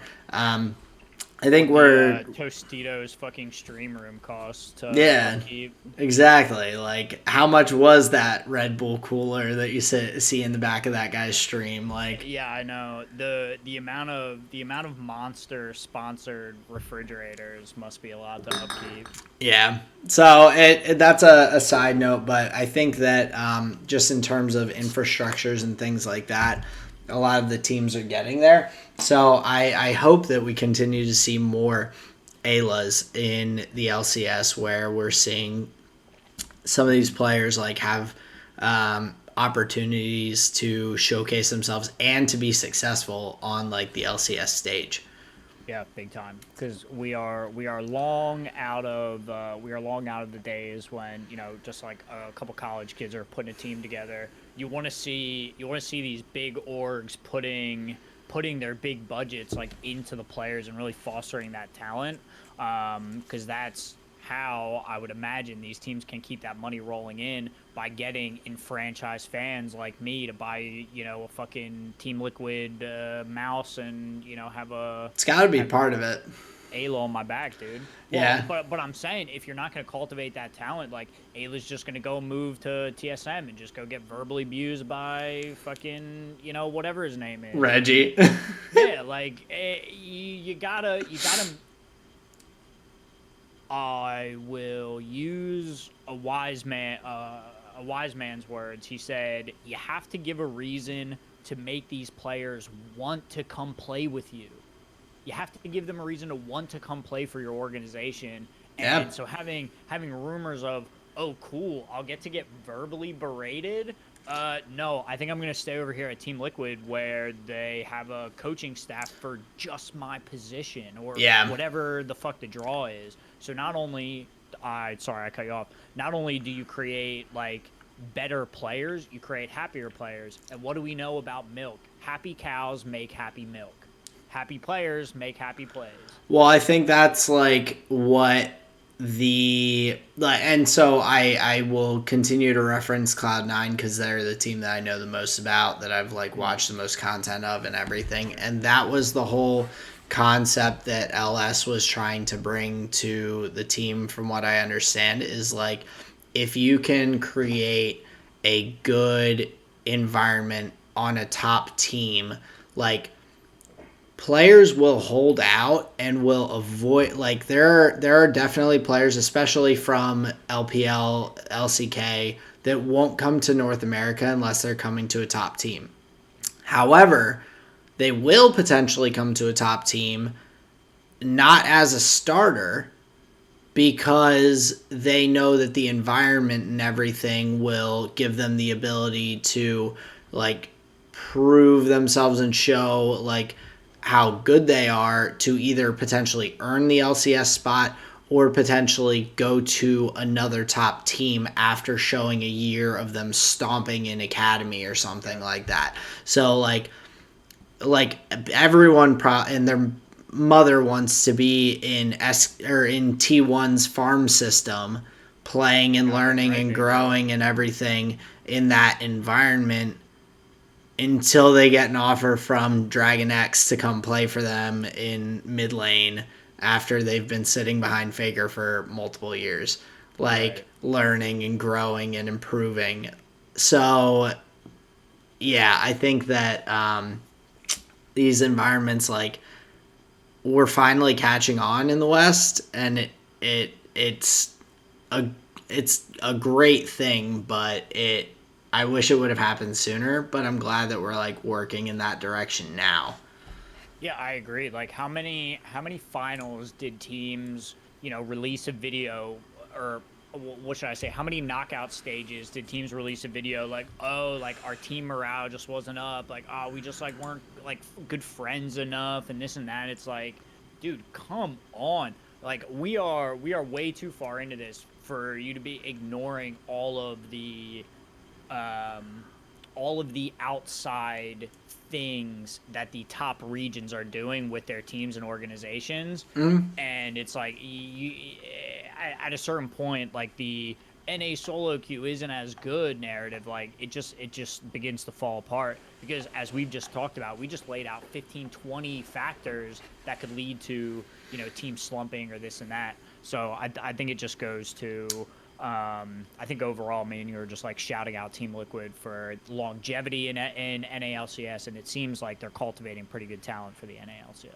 Oh, absolutely. And like I think that's one of the exciting things is we are seeing a lot of good talent come up now in the LCS. I feel like there was a decent portion of time where the LCS was dominated by either superstar players that were on the best teams, that the best teams were always going to just stay the best because they had the best players, versus a bunch of middling players that year after year are just getting signed to new teams that like never improved, that never got better, that they're just like they're the oldest player in the LCS, but they've never won a championship because they're just always like good enough to play on a bottom tier team. And so, like, seeing some players and some different teams like really having a lot of newer talent, looking towards the EG series versus Golden Guardians. I mean, Tony Top, Iconic, Chime, all very much newer players in the LCS. Danny, Jojo Pune, Inspired for Evil Geniuses. I know Inspired played in the LEC as well. But just in terms of that, it's Worlds experience, right? He was on Mad Lions, right? I believe so. Inspired. He was on Rogue. Rogue, okay. Yes. Gotcha. Yep. So he was on Rogue. Really solid player, but Jojo Pune and Danny, both really solid young talent. Danny with the pentakill on Senna in that series, getting the 2-0 versus Golden Guardians. But just in terms of the fact of what I was talking about before, yeah, for sure. Happy to see these young players like Tony Top, like Iconic, like Chime getting more play time and being able to showcase themselves a little bit further on the LCS stage, to be able to bring some new blood into the league a little bit. Mm-hmm. Yeah, I definitely agree. Overall 2-0 doesn't kind of really get into too much. One of the things I did think was interesting in game one, we got the Vladimir Kennen matchup, which is just a blast from the past like nothing else. I thought the Vladimir was a solid pick for like what was going on. Just didn't get that oomph in the team fights I think I would have needed. And like you said, that was the game that Danny got the pentakill. Yeah, the execution from the Vladimir on that, and like understandably, it's not a super commonly picked champion in the current metas or even any recent meta that I can think of. Forever, like 2 years maybe that it's been a consistent pick. So I mean, Tony Top, like he died, I think at 2 to 3 of his 4 deaths were getting hit with the Kennen stuns before he was able to use his pool, and then getting locked up with the gold card, with like whatever. It was gold cards and the Kennen stuns, and it was I think 3 of his 4 deaths where he had his pool available and he just didn't click the button in time and everything. So like I do give credit for the fact that it's just not a probably as practiced of a pick as some of the other picks that were out there. But I did like that pick into the Kennen. It, I think, is a really solid matchup. It turns that into more of a skill matchup, and just unfortunately Impact is much more practiced in it. Impact's more practiced in top lane just matchups than just about anyone on a professional LCS roster at this point, or a professional roster in general. I mean, the man has to be one of the longest standing players in League of Legends currently. He's damn near close to it, and if not, and then he would also be at the top of the list for just in North America too. Oh yeah, I mean, he's coming up on being 27, which in terms of League of Legends players is a pretty decent chunk of time. He's been playing. Seriously. He's been playing for since 2012, February 2012, professionally. So he has been playing for an entire decade professionally now. That's a player who has stood the test of time. He's adapted to every meta, and he has been a house for every team that he's been on. Yeah. Like, you just say his name all season, like, oh, there was Impact. Oh, Impact is winning the top lane again. Yeah, it's pretty incredible how well he has continued to play, and that, like, I mean, we've seen other players go from LCK teams or other regions and come and kind of fall flat a little bit. We saw that with Crown. We've seen that with Piglet. We've seen that with a few other players. And Impact coming over, not only being successful, but continually being picked up by top teams, going to Cloud9, from Cloud9 to Team Liquid, from Team Liquid now to a really, really strong looking EG roster. He has been consistently just able to stand the test of time, which has been very impressive overall. So he did look really, like, solid and strong. He wasn't destroying. He did what he needed to do in these matchups and helped his team get the win, both on the Gwen and the Kennen in that series. So 2 AP champions, notably. Yeah. It's still weird to me that people are playing tanks and, some bruisers and stuff. Still weird to me that Gwen's AP, but it's kind of neat though. Like, I'm kind of glad she is. Like, it is like shift expectation. Yeah, they're just magic scissors, not physical scissors. Magical scissors. Exactly. Snip, snip, dude. So we get to save the best for last, not because we wanted to, but because they played last. We get the very exciting Cloud9 versus CLG. Now that's your bread and butter. What did you think? I felt pretty good about what I saw from Cloud9 side, as well as honestly CLG's to some extent. In game one, I felt like most of CLG played pretty decently, but that Darshan was just really dominant in the top lane. Him on those tanks like the Scion, like the Gragas, has looked really strong throughout the lock-in tournament as a whole. And he's actually just in general, like, been very, very impressive to me, not just in the series, but throughout everything. He is constantly looking like a solid rock in the top lane. He's getting, especially on these very tanky champions like the Scion, and like putting on good performances, but also being able to go on to something like the Akshan in games 2 and 3 and play very well as well. But game one and just throughout, he has looked really solid, which impressed me. Even in game 2, which CLG was able to win and looked really, really solid in.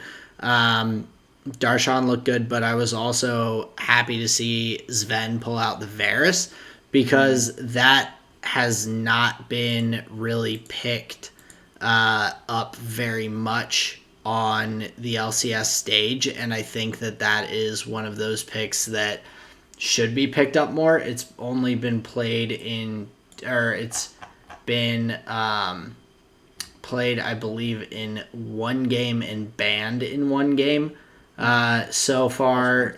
So the fact that other regions are playing that pick and everything, to see Sven pick it up, I think that's good just in terms of what I'm seeing from Cloud9 and what kind of champions I think they should be potentially looking at to play, and kind of expanding that champion pool past the Jinx, Aphelios, Caitlyn.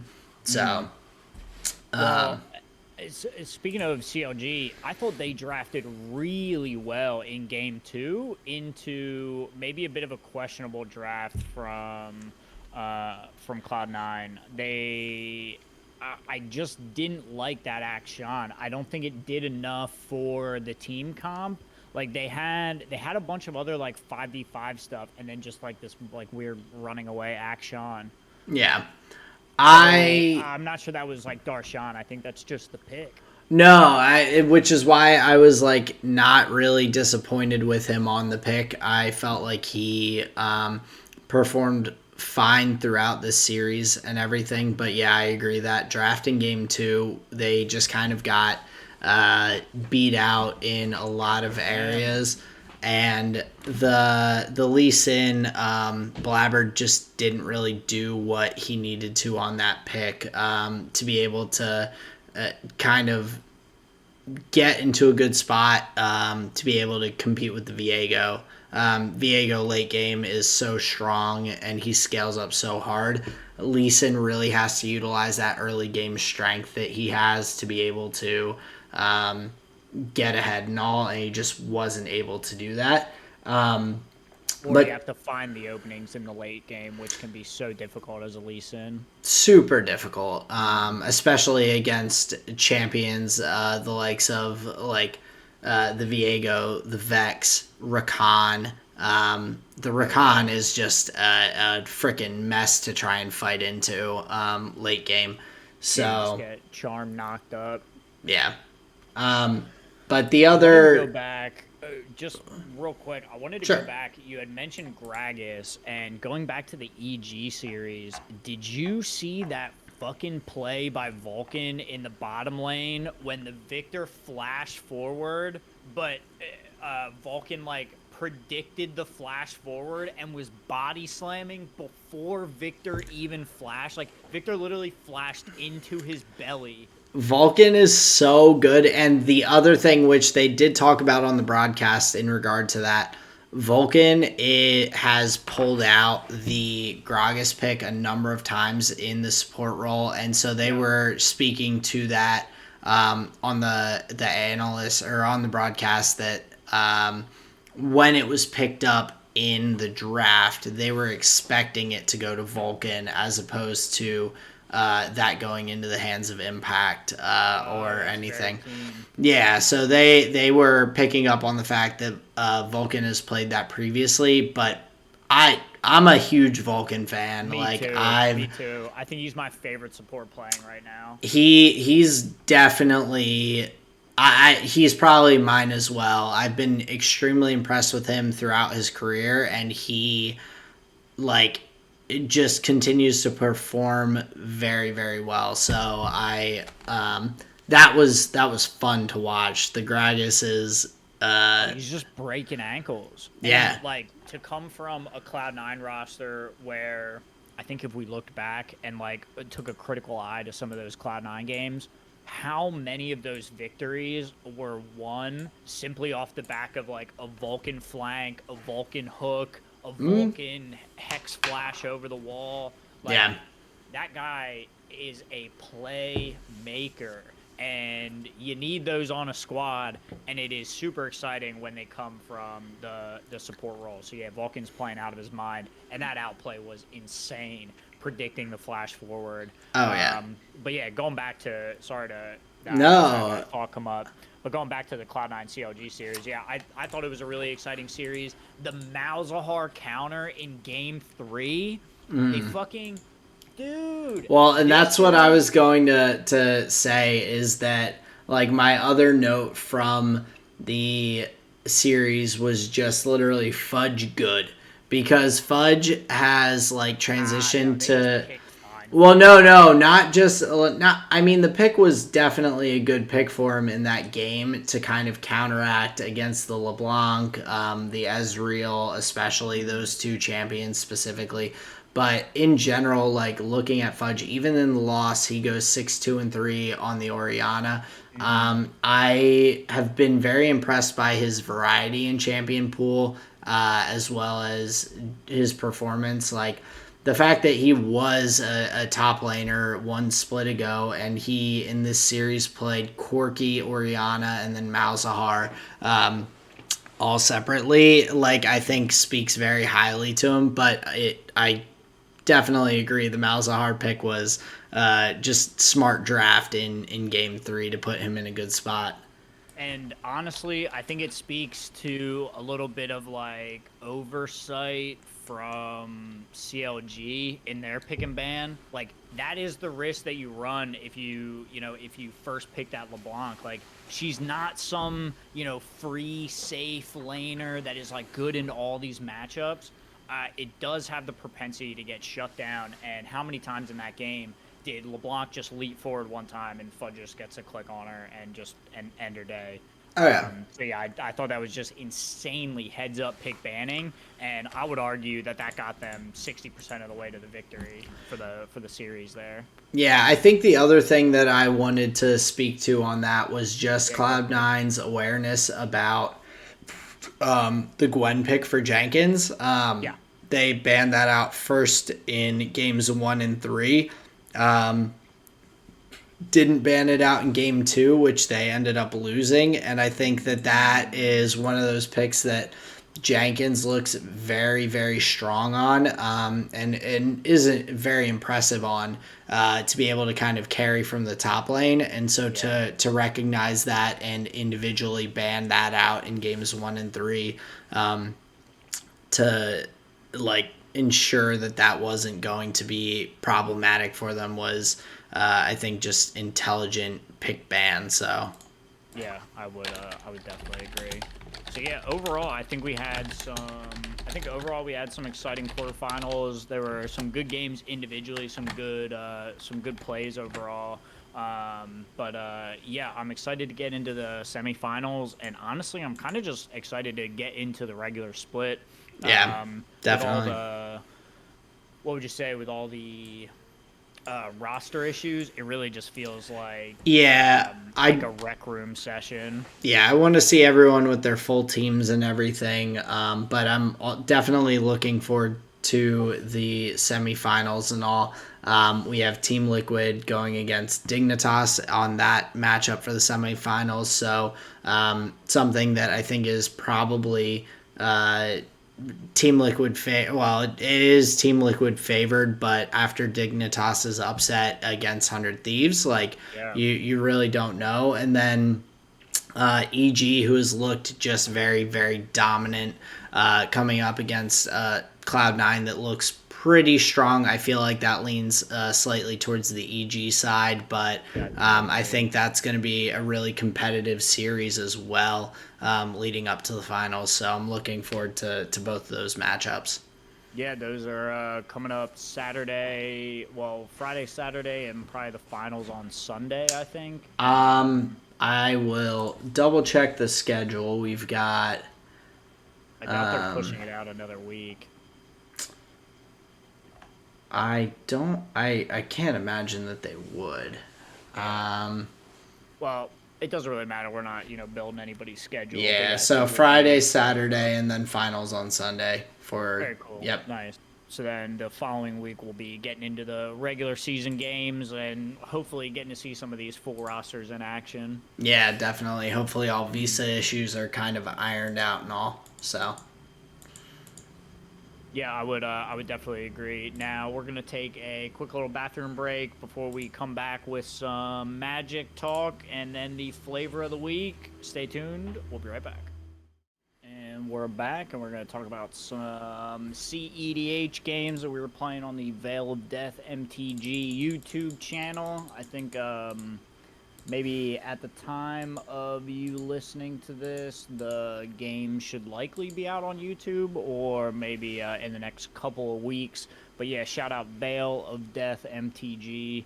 Nice gentleman who has been inviting me to get some games in, and we were playing a bunch on Sunday, and I like to talk a little bit about it. awesome. Sounds good. Let's get into it. Nice, cool. So well, I'll say this, one of the things that came out of these games is as we learn more about the format and how to play and things like this, there were a bunch of moments that upon reflection you learn like, oh man, like you could have played this scenario a lot better. We did get one win out of the 4 games that we played, but that number may have been a little bit bigger, I think, had I played differently. How do you track your plays? Like when you look back, how do you look back and go, "Oh, I could have done this here. I could have done." Is that all memory? For the most part, yeah. Jesus It's just Christ. kind of like there are like there are only certain relevant pieces of information usually, like, oh, it was, I had this available or whatever. But yeah, I'm basically just like running through it in my head and thinking about the known information at the time and saying like, could I have done something differently knowing what I know now? That is impressive to me. My brain does not work that way. It's part of why I think like, no matter how hard I could have like worked, tried, whatever, I don't think I ever could have gone professional in any sort of like video game or sport necessarily, because like my memory is fucking garbage, and I feel like that's an aspect of like competitive things that is such a valuable quality. Like you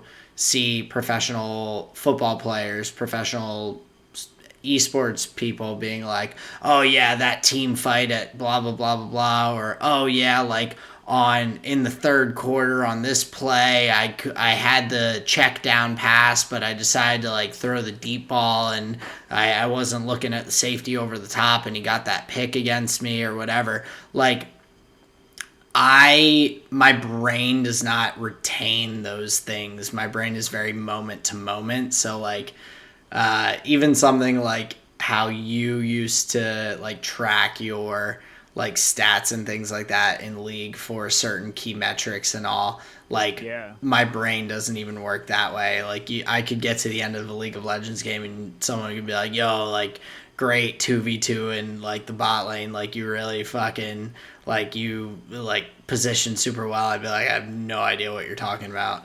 Right. He's our man. So it's just the way my brain works. Like Sure. it's something that I was thinking about recently is just like everyone's brain like really does work differently. Like it's shown me that in just daily. I've been doing Wordle. Have you heard of that? Mm-hmm. Yeah, so I've been doing that every day, and like there are days like today where Colleen, she's like, "Oh, this one was really tough. Like she got stuck on it. She had to like take a little break, come back, like try and figure it out." I like hopped on and I solved it in 3 minutes. And there was one the other day where she figured it out like super easy, and I was sitting there like fucking like beating myself over the head with a like being like, where the fuck is this word and how am I gonna find it?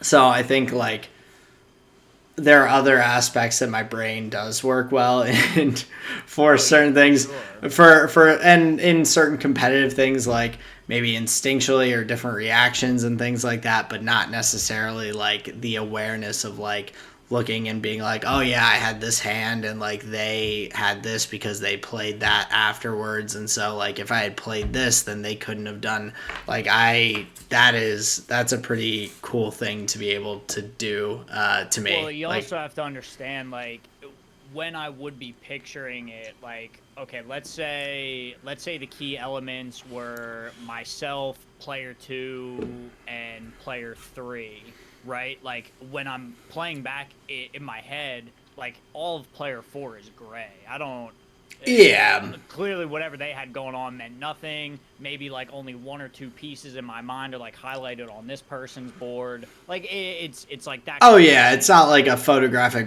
but still like I Yeah, would no way. if I was in that position, I'd be like, I don't know. I wouldn't even be able to think back on that like turn and be like, oh, what could I have done?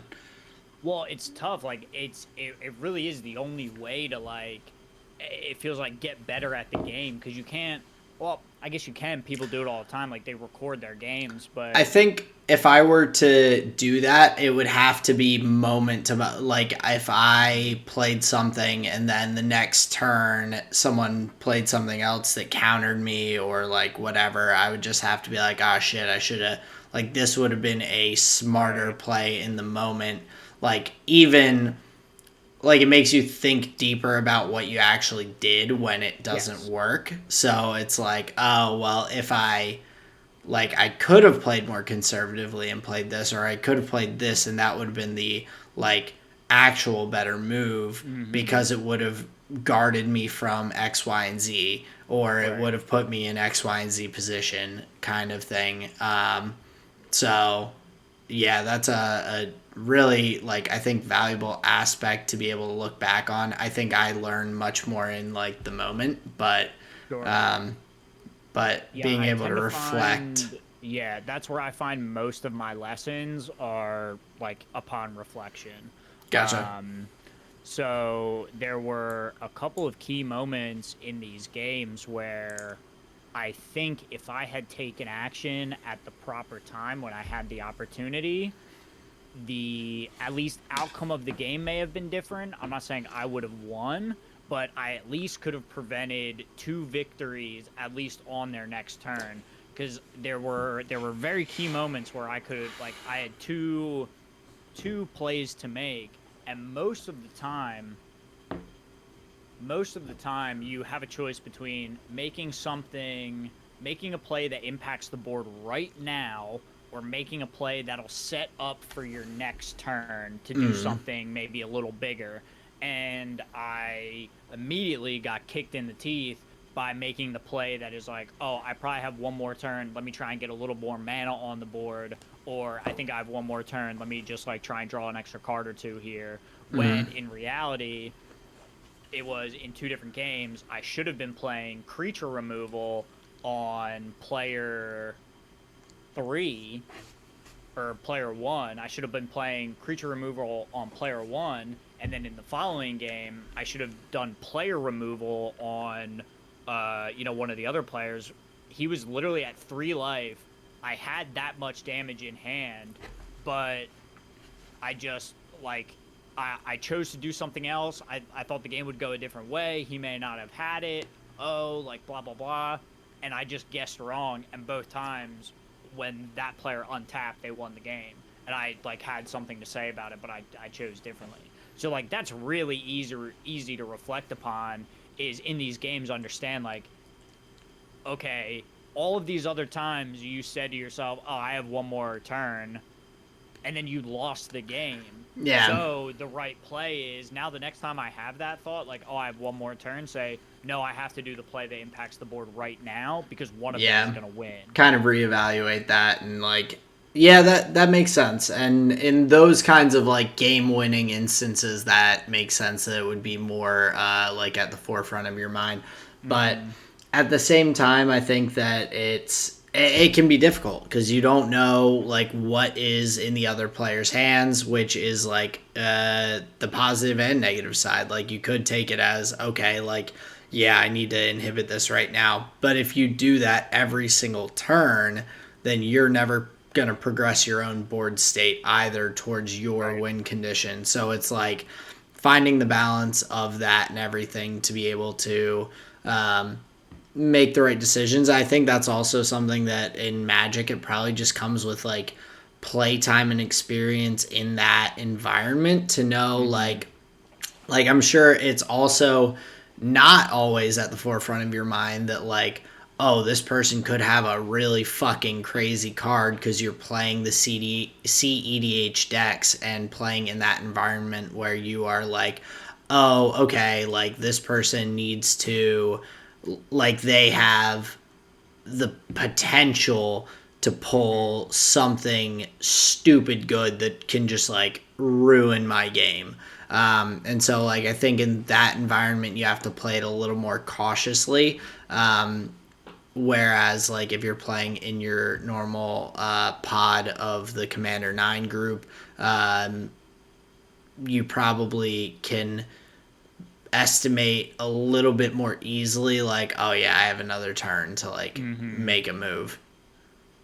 Yeah, and I think that was the big difference here is I was playing too like you said, maybe cautiously where I was like, they probably don't have it. But clearly they did, and it was a mistake to not interact. And I think the big lesson is, especially at these cEDH tables, is it seems like the right answer is to always interact when you can.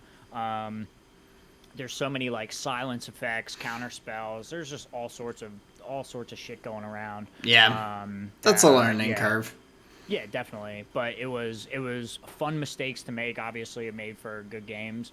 What was interesting about that pod is we had two mono red decks, both trying to do similar things. So we had my Burgi deck and then Magda, which Magda is in my Burgi deck, and I'm pretty sure Burgi is in Braxit's Magda list. So it's interesting, like the two cards fit in each other's archetypes, but it's just we chose to focus on different elements of it.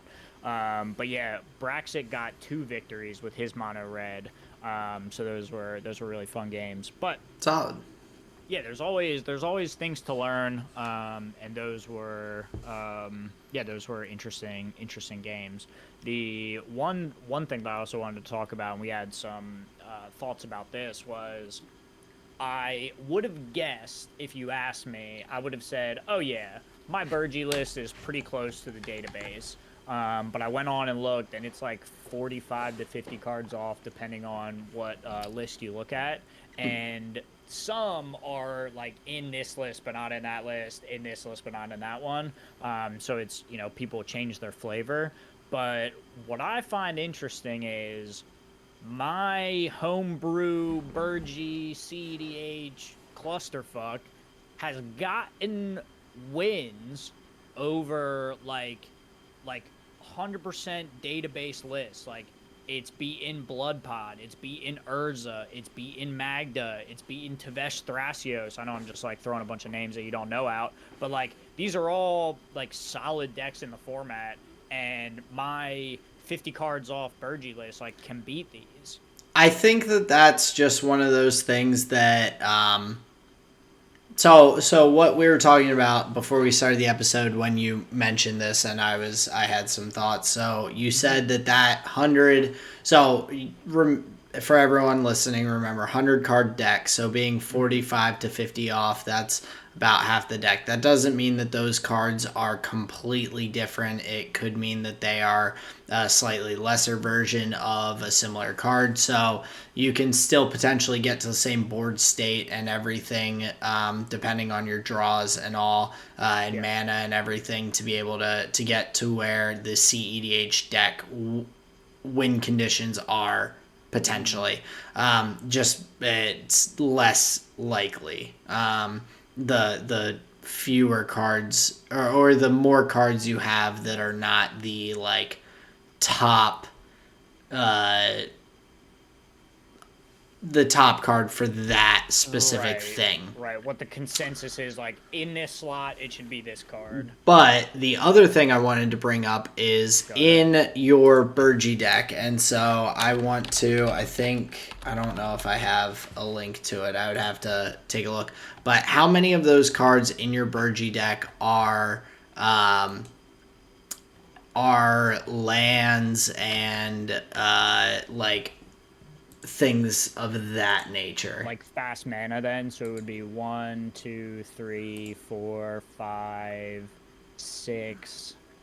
I'll include Arcane Signet, so that's 7 plus another 25 lands. So we're at like 32 pieces of mana. Okay. 33. I'll say 34 pieces of mana. And those are so 34 different cards in the 100. Yeah. So just the fact that like that's where I would start looking at compared to the cEDH like deck lists, like how many of that 45 cards are land cards or are something like that. Like you have your Burgie deck, I pulled it up here, and you have 15 just standard mountain cards in the lands.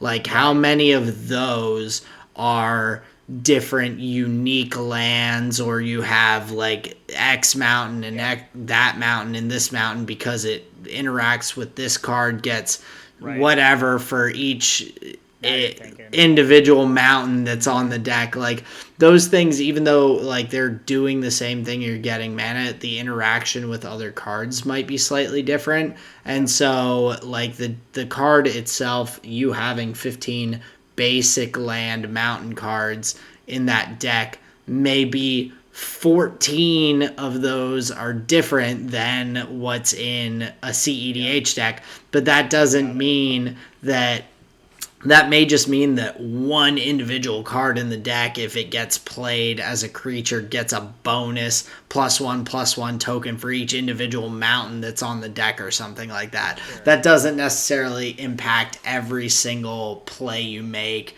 as you're going through the game. And so I think that's like the thing is to look at when you're looking at those.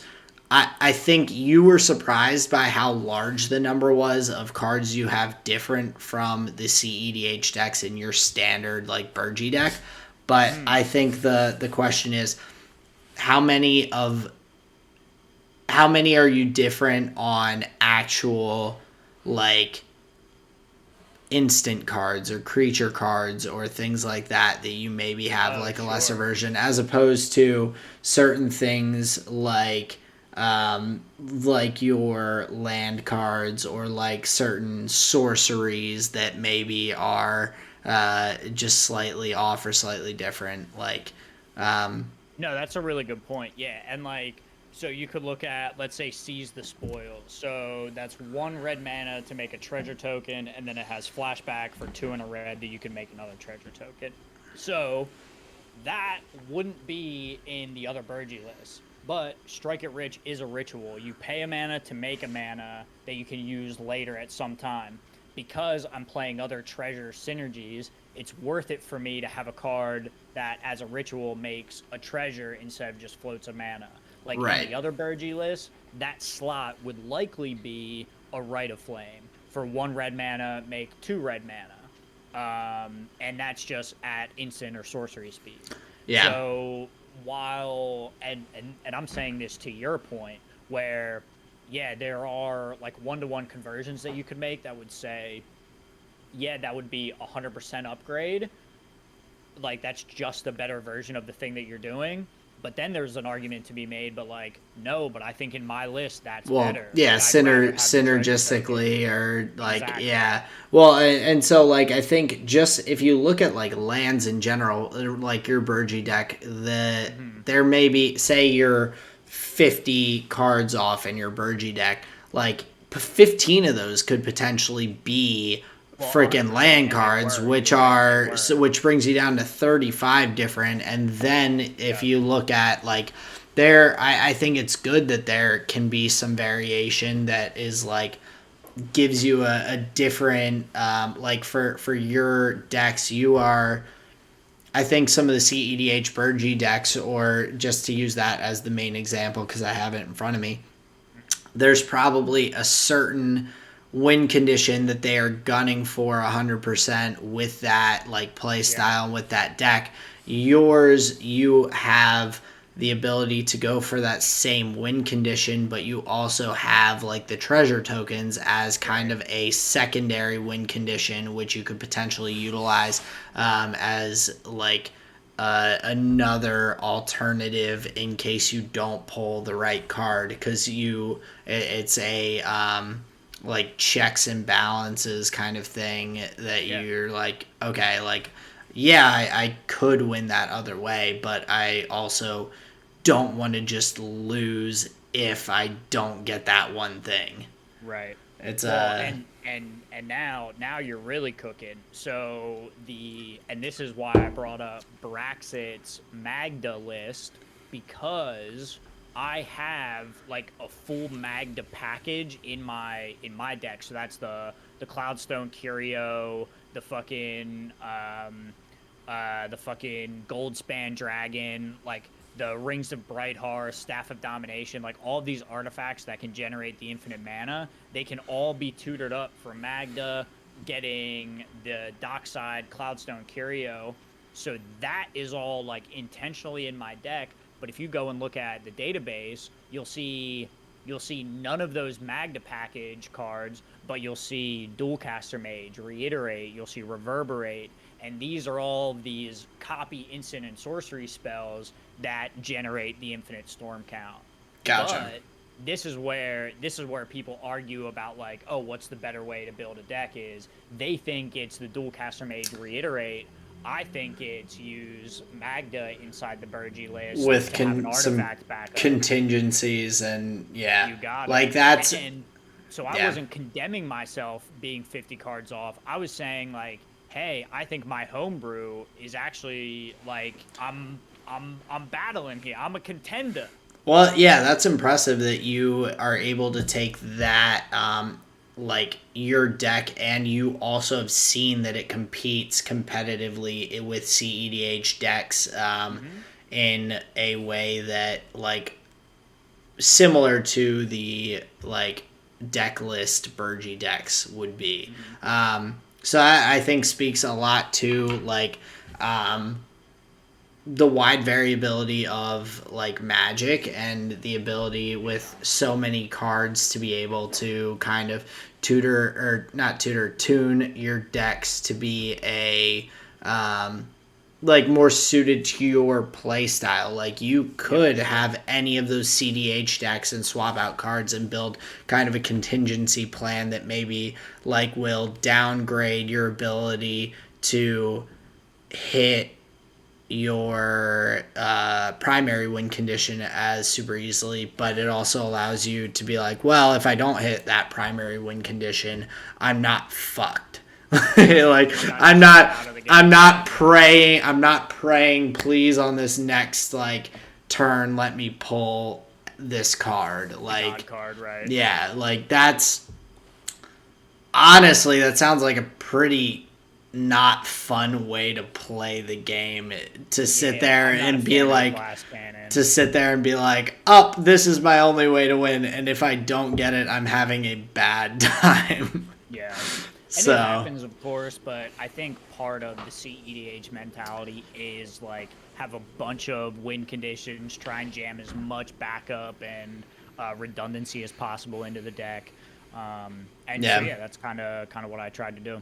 Nice. Very cool. So I thought that was a little interesting breakdown. Thanks for going through that with me. No, absolutely. It sounds like it was a fun time getting some good games in with Buddha Spoon and Braxit, and who was the fourth? Deathmagick. So shout out to those guys. Appreciate you guys supporting us by playing with Justin, giving us content. That's big time, honestly. I really appreciate it. Yeah, absolutely. So any other notes, I guess, that you wanted to touch on with the Magic games this week before we get into our flavor of the week? No, I don't think so. I pretty much, beat you over the head with it a good amount. So I'm interested to hear what you were chomping on this week. Yeah, absolutely. So, for my food this week, when I went out to dinner with my parents and Colleen, I ended up the restaurant we went to. I know I mentioned it had the Wagyu beef sliders, but what I didn't realize was that they had Wagyu beef burgers as well. And So so you just get a full size. so that's what I ended up getting with some caramelized onions and mushrooms, some nice Swiss cheese on it, with a little. I think it was a truffle aioli. Like it was a very impressive burger. That's what's up. So I enjoyed that very very much. It was really solid. So that was a nice dinner, and I got to have the Wagyu beef for the first time, which I've seen it in the grocery store, and now it makes me want to kind of get it to make like my own burgers. So I may have to do that after getting a little taste. So Yeah, it's good shit, man. I'm glad you tried it and enjoyed it. That's awesome. yeah, and so for my music, so this isn't actually a specific like genre or artist or anything. I just a couple days ago decided to dig into something that I've wanted to do for a little bit, and so I have started like messing around with a couple of different like free to download uh, music making programs. So I was messing around. I have not by any means figured out even like standard functionality of these things. They are gonna take me a little while to wrap my brain around all the controls and what I would need to do to do, and probably watch a number of tutorials. But I for a long time have like music, and particularly like beats and things like that are very like interesting to me, and seem like I've always thought it would be fun to try and create some sort of music small thing. So right now I want to learn how to use one of these programs. I'm kind of messing around with multiple of them so I can figure out which one fits my understanding and abilities a Or bit yeah, better, yeah.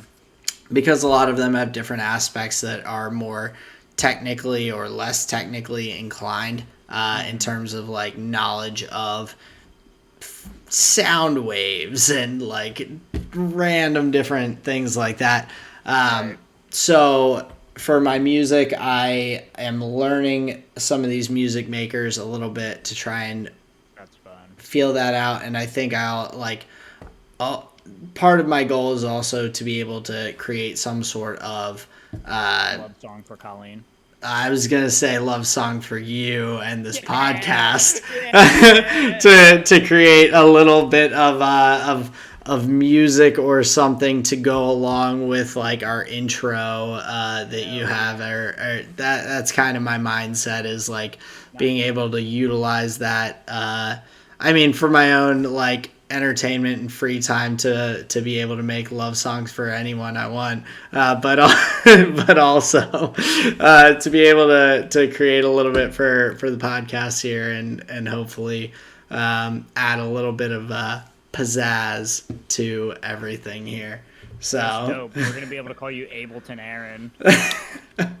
we'll see. We'll see. After yesterday and messing around with the one program, I spent about an hour doing just about nothing. So I'm still learning. We'll see.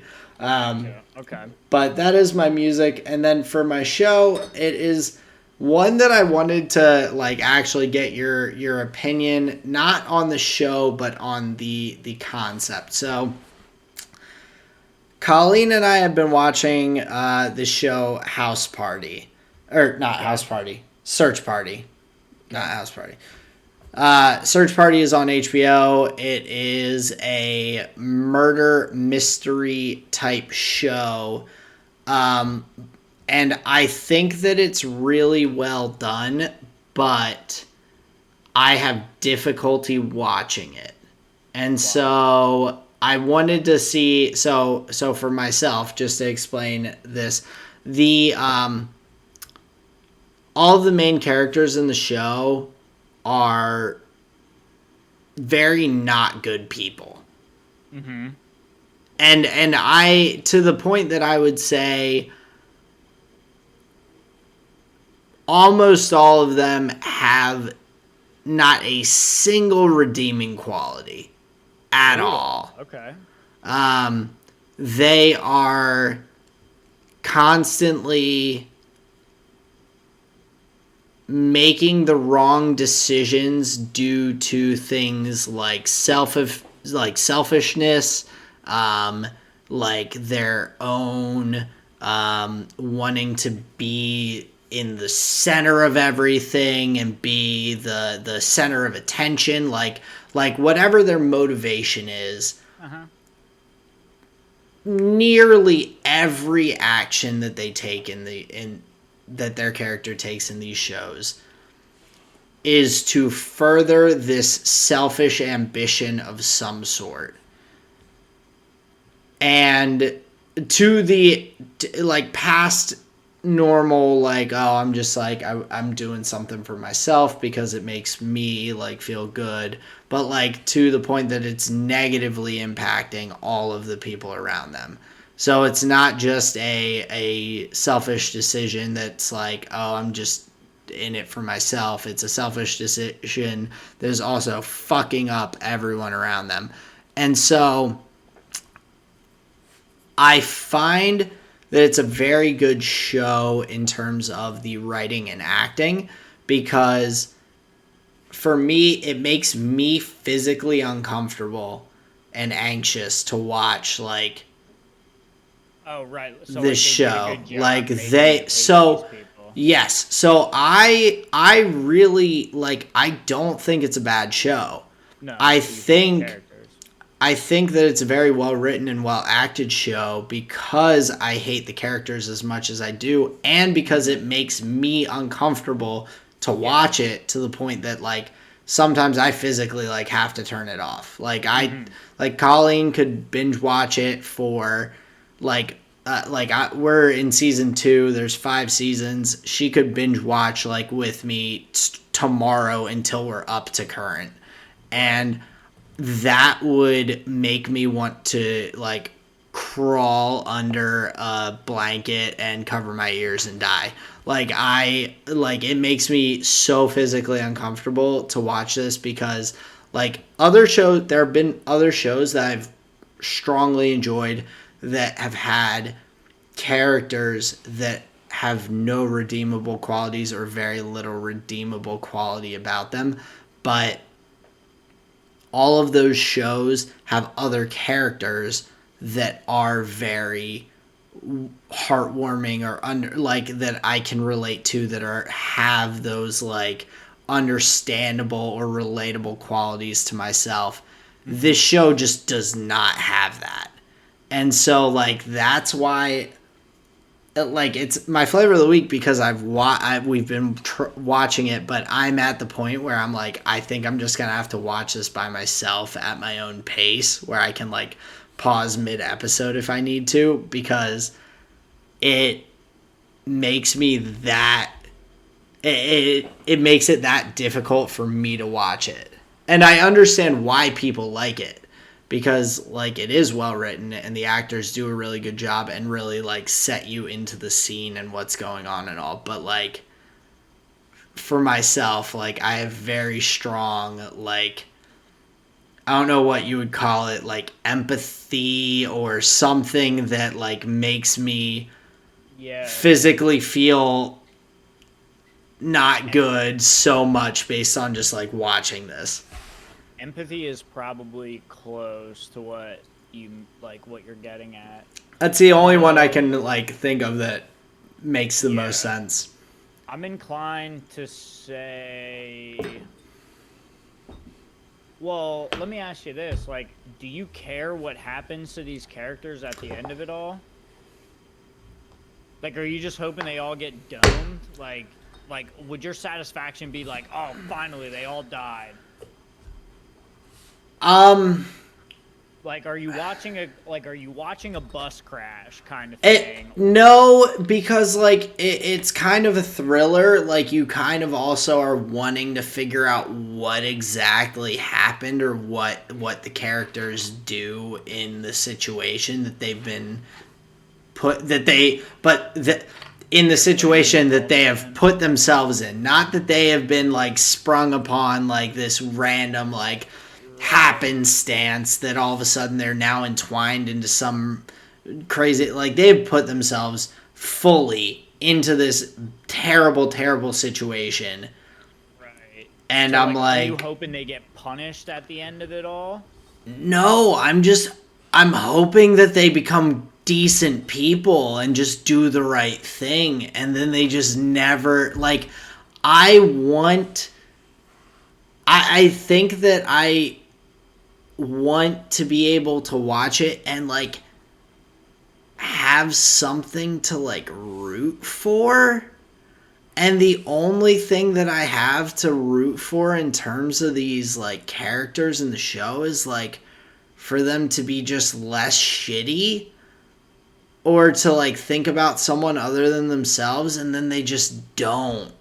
Yeah. Like to the point where they do something super fucked up like at multiple times, and then they're all just like talking, the group of them, and they're talking shit on some other person for what that person did that is far less like severe than the shitty thing that they just did. Like they are distracting themselves from the terrible thing they did by talking shit on someone else, and I'm like you're just making yourself worse. You're making yourself even more unlikable or unrelatable or Right. rude. Yeah, I think I'm having trouble understanding what the draw of this is. Well, just shitty people being shitty. It's tough because there is the intrigue of like what happens to them. Like they're in like this situation. Well, yeah, and they're in this situation, and it's like, how do they get out of it? Do they get out of it? Like, do they figure out like how to like there are all these components of it that I understand why someone would watch, because it's like to some people I think it would be like a train wreck. Like you're just watching it and like you're sitting there and you're like, oh, like I'm pretty sure the inevitable is going to happen. Mm-hmm.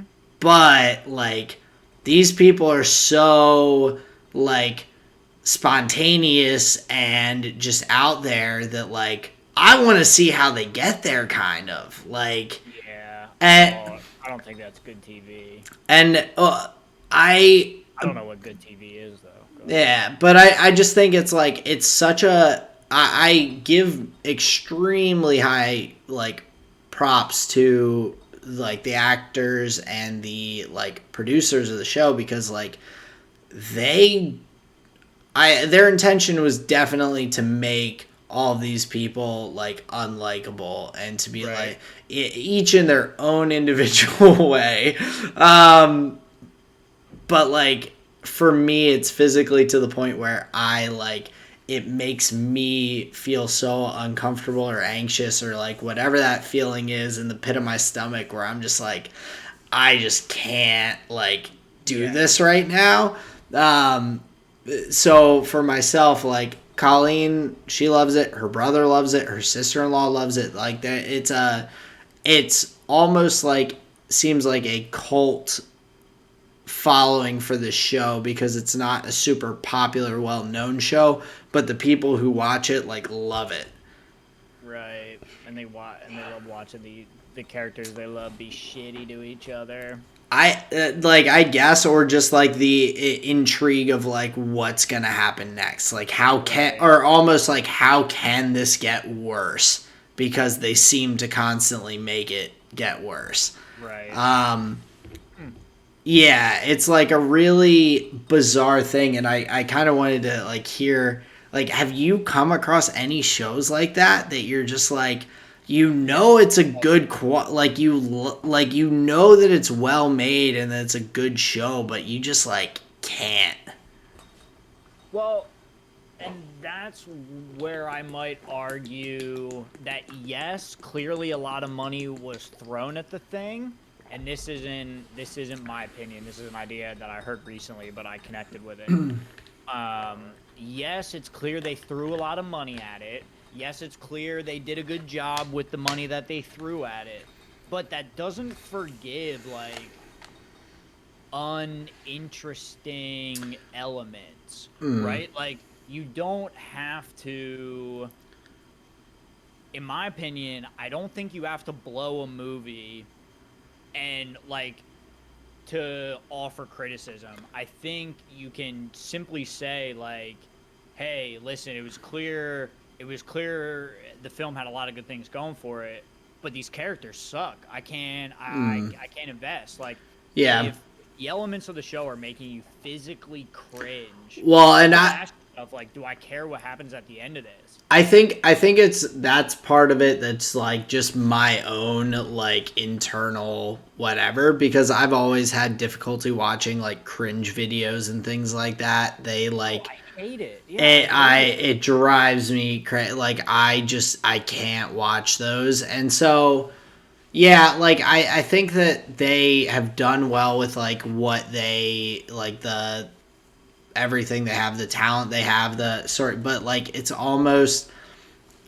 it just almost feels like it's just a show that's not meant for me, which is almost Yeah. frustrating because like I know that the aspects of it that are really good make it like a good show in that aspect. Like I know that there are aspects of it that are really For high somebody, quality, it would be a good but for show. myself, I'm just like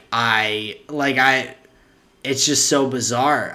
Yeah. I'm not used to Stop come lying to yourself. You don't pause good shows halfway I'm through and then like try and say like, "Oh, it's so good though," right? Like, I'm no, you're I'm lying to so yourself. used to I'm just so used to I think shows that like are that people think are really good, being able to watch them and be like, "Oh yeah, like I do really enjoy this." Like I like being able to look at like a number of different like and even or even for myself, I've been able to watch like movies that a lot of people criticize and like talk shit on and be like, "I was entertained." Like the recent Star Wars movies, there's a shit ton of criticism in the hardcore Star Wars community about those movies.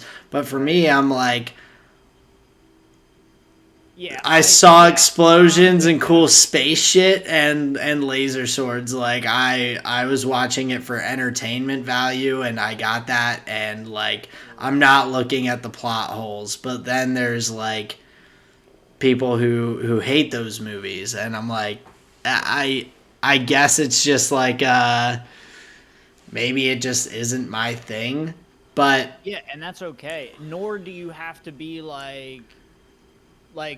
the open-mindedness comes from attempting to see it from a different angle, and you've clearly put a lot of time into it, like seeing if you like it. Like that's where the open-mindedness is. So I would argue that you've already done the work and the hard part.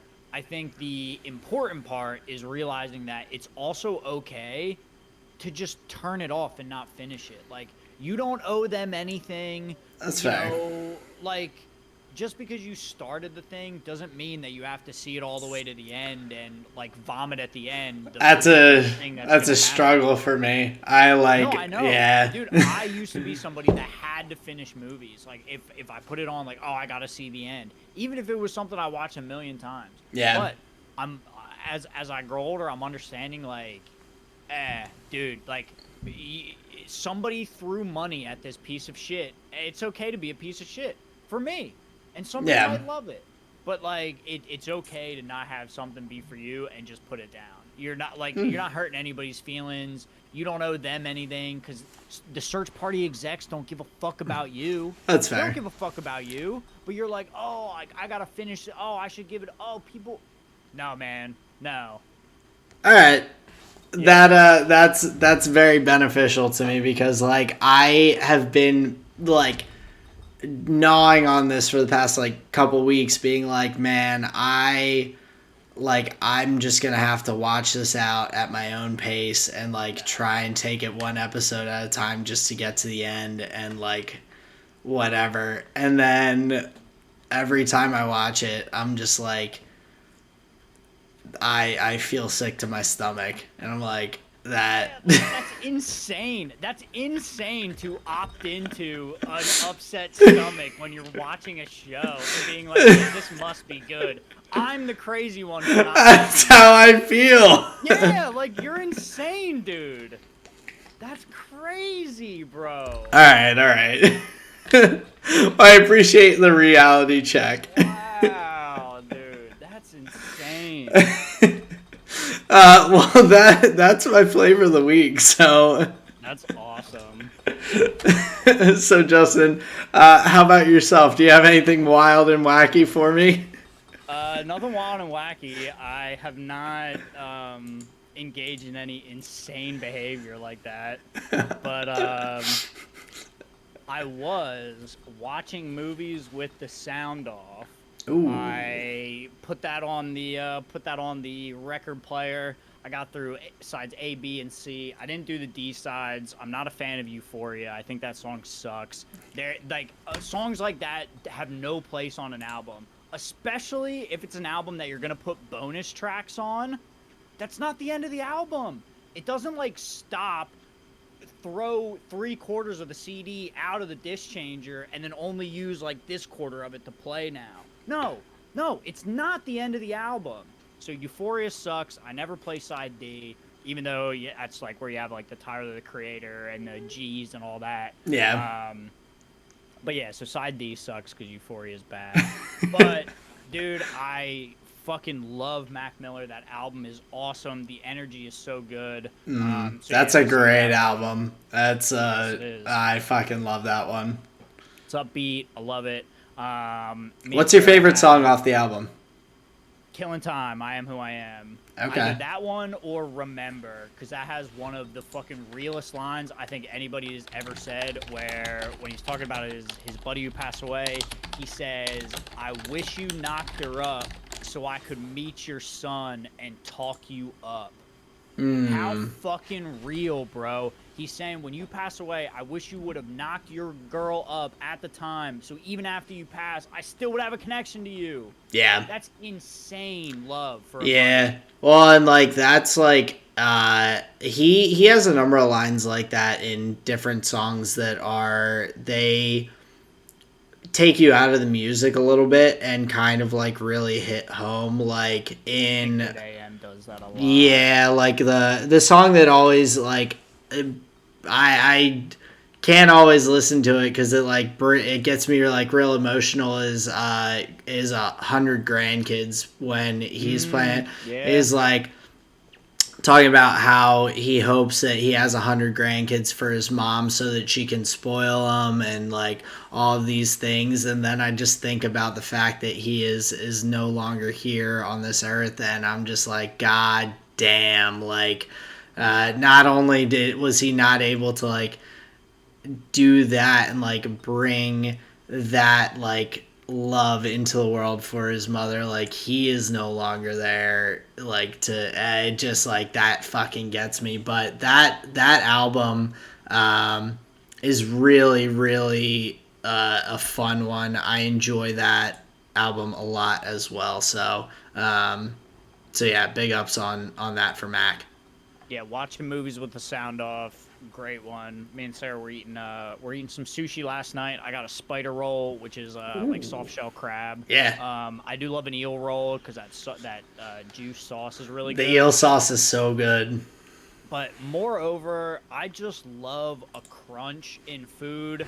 I love having like a little soft and then a crunchy finish. I think that's to me. I think it tells me that the thing is cooked, which means it tells me that I'm not going to get sick on it. Those are I like that with a lot of like the spicy tuna rolls that have Masago in it. That like Masago Yeah. crunch, like Oh, that it's just so gives me good. that little like And like it has nothing to do with the thing being no cooked, it but but it's crunchy. but it's like for me it's more of a texture thing. It's like I like certain textures, and so like you have a spicy tuna roll without Masago and a spicy tuna roll with Masago, and then I'm just like the one with Masago is better because like it just has that extra texture and like It's crunchy, yeah. yeah, And that fact alone, I'll choose it every time. hell But yeah. yeah, I love sushi, love a crunch. And my visual medium, we're almost done. We just watched First Class and Days of Future Past. Nice. Well, that also means that we watched The Last Stand too. We're going through all the X-Men movies. Um, Days of Future Past is so fucking cool. There's some like weird and wonky stuff that like now going back and seeing it with like a more like grown up brain. There's some things that I'm seeing that I'm like, whatever. That's like kind of weird. But overall, I think Days of Future Past is probably the strongest in the series, maybe barring X2, because I fucking love X2. The whole school stealth takedown, whatever's going on. I love that whole sequence. But overall, I think Days of Future Past is really good. Fassbender and like the young actors that are in it, I think they do a really good job. And Magneto is such a badass. Like I love how they make his character go all the way where like he's not like a it doesn't feel like he's a PG villain. It feels like he's a PG-13 villain. Like the scene where he's dragging Mystique by the bullet in her leg, it's like that is fucked up, but it like you think that like you feel like that's what he would do. Yeah. And so I Like think they Magneto's stayed a true to great himself. villain. Like he is He's a awesome. really really solid villain.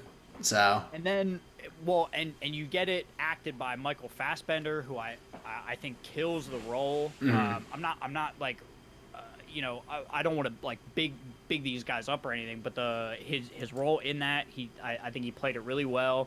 And the Magneto that they created, this vitriolic, vengeful, like us versus them. It's super engaging.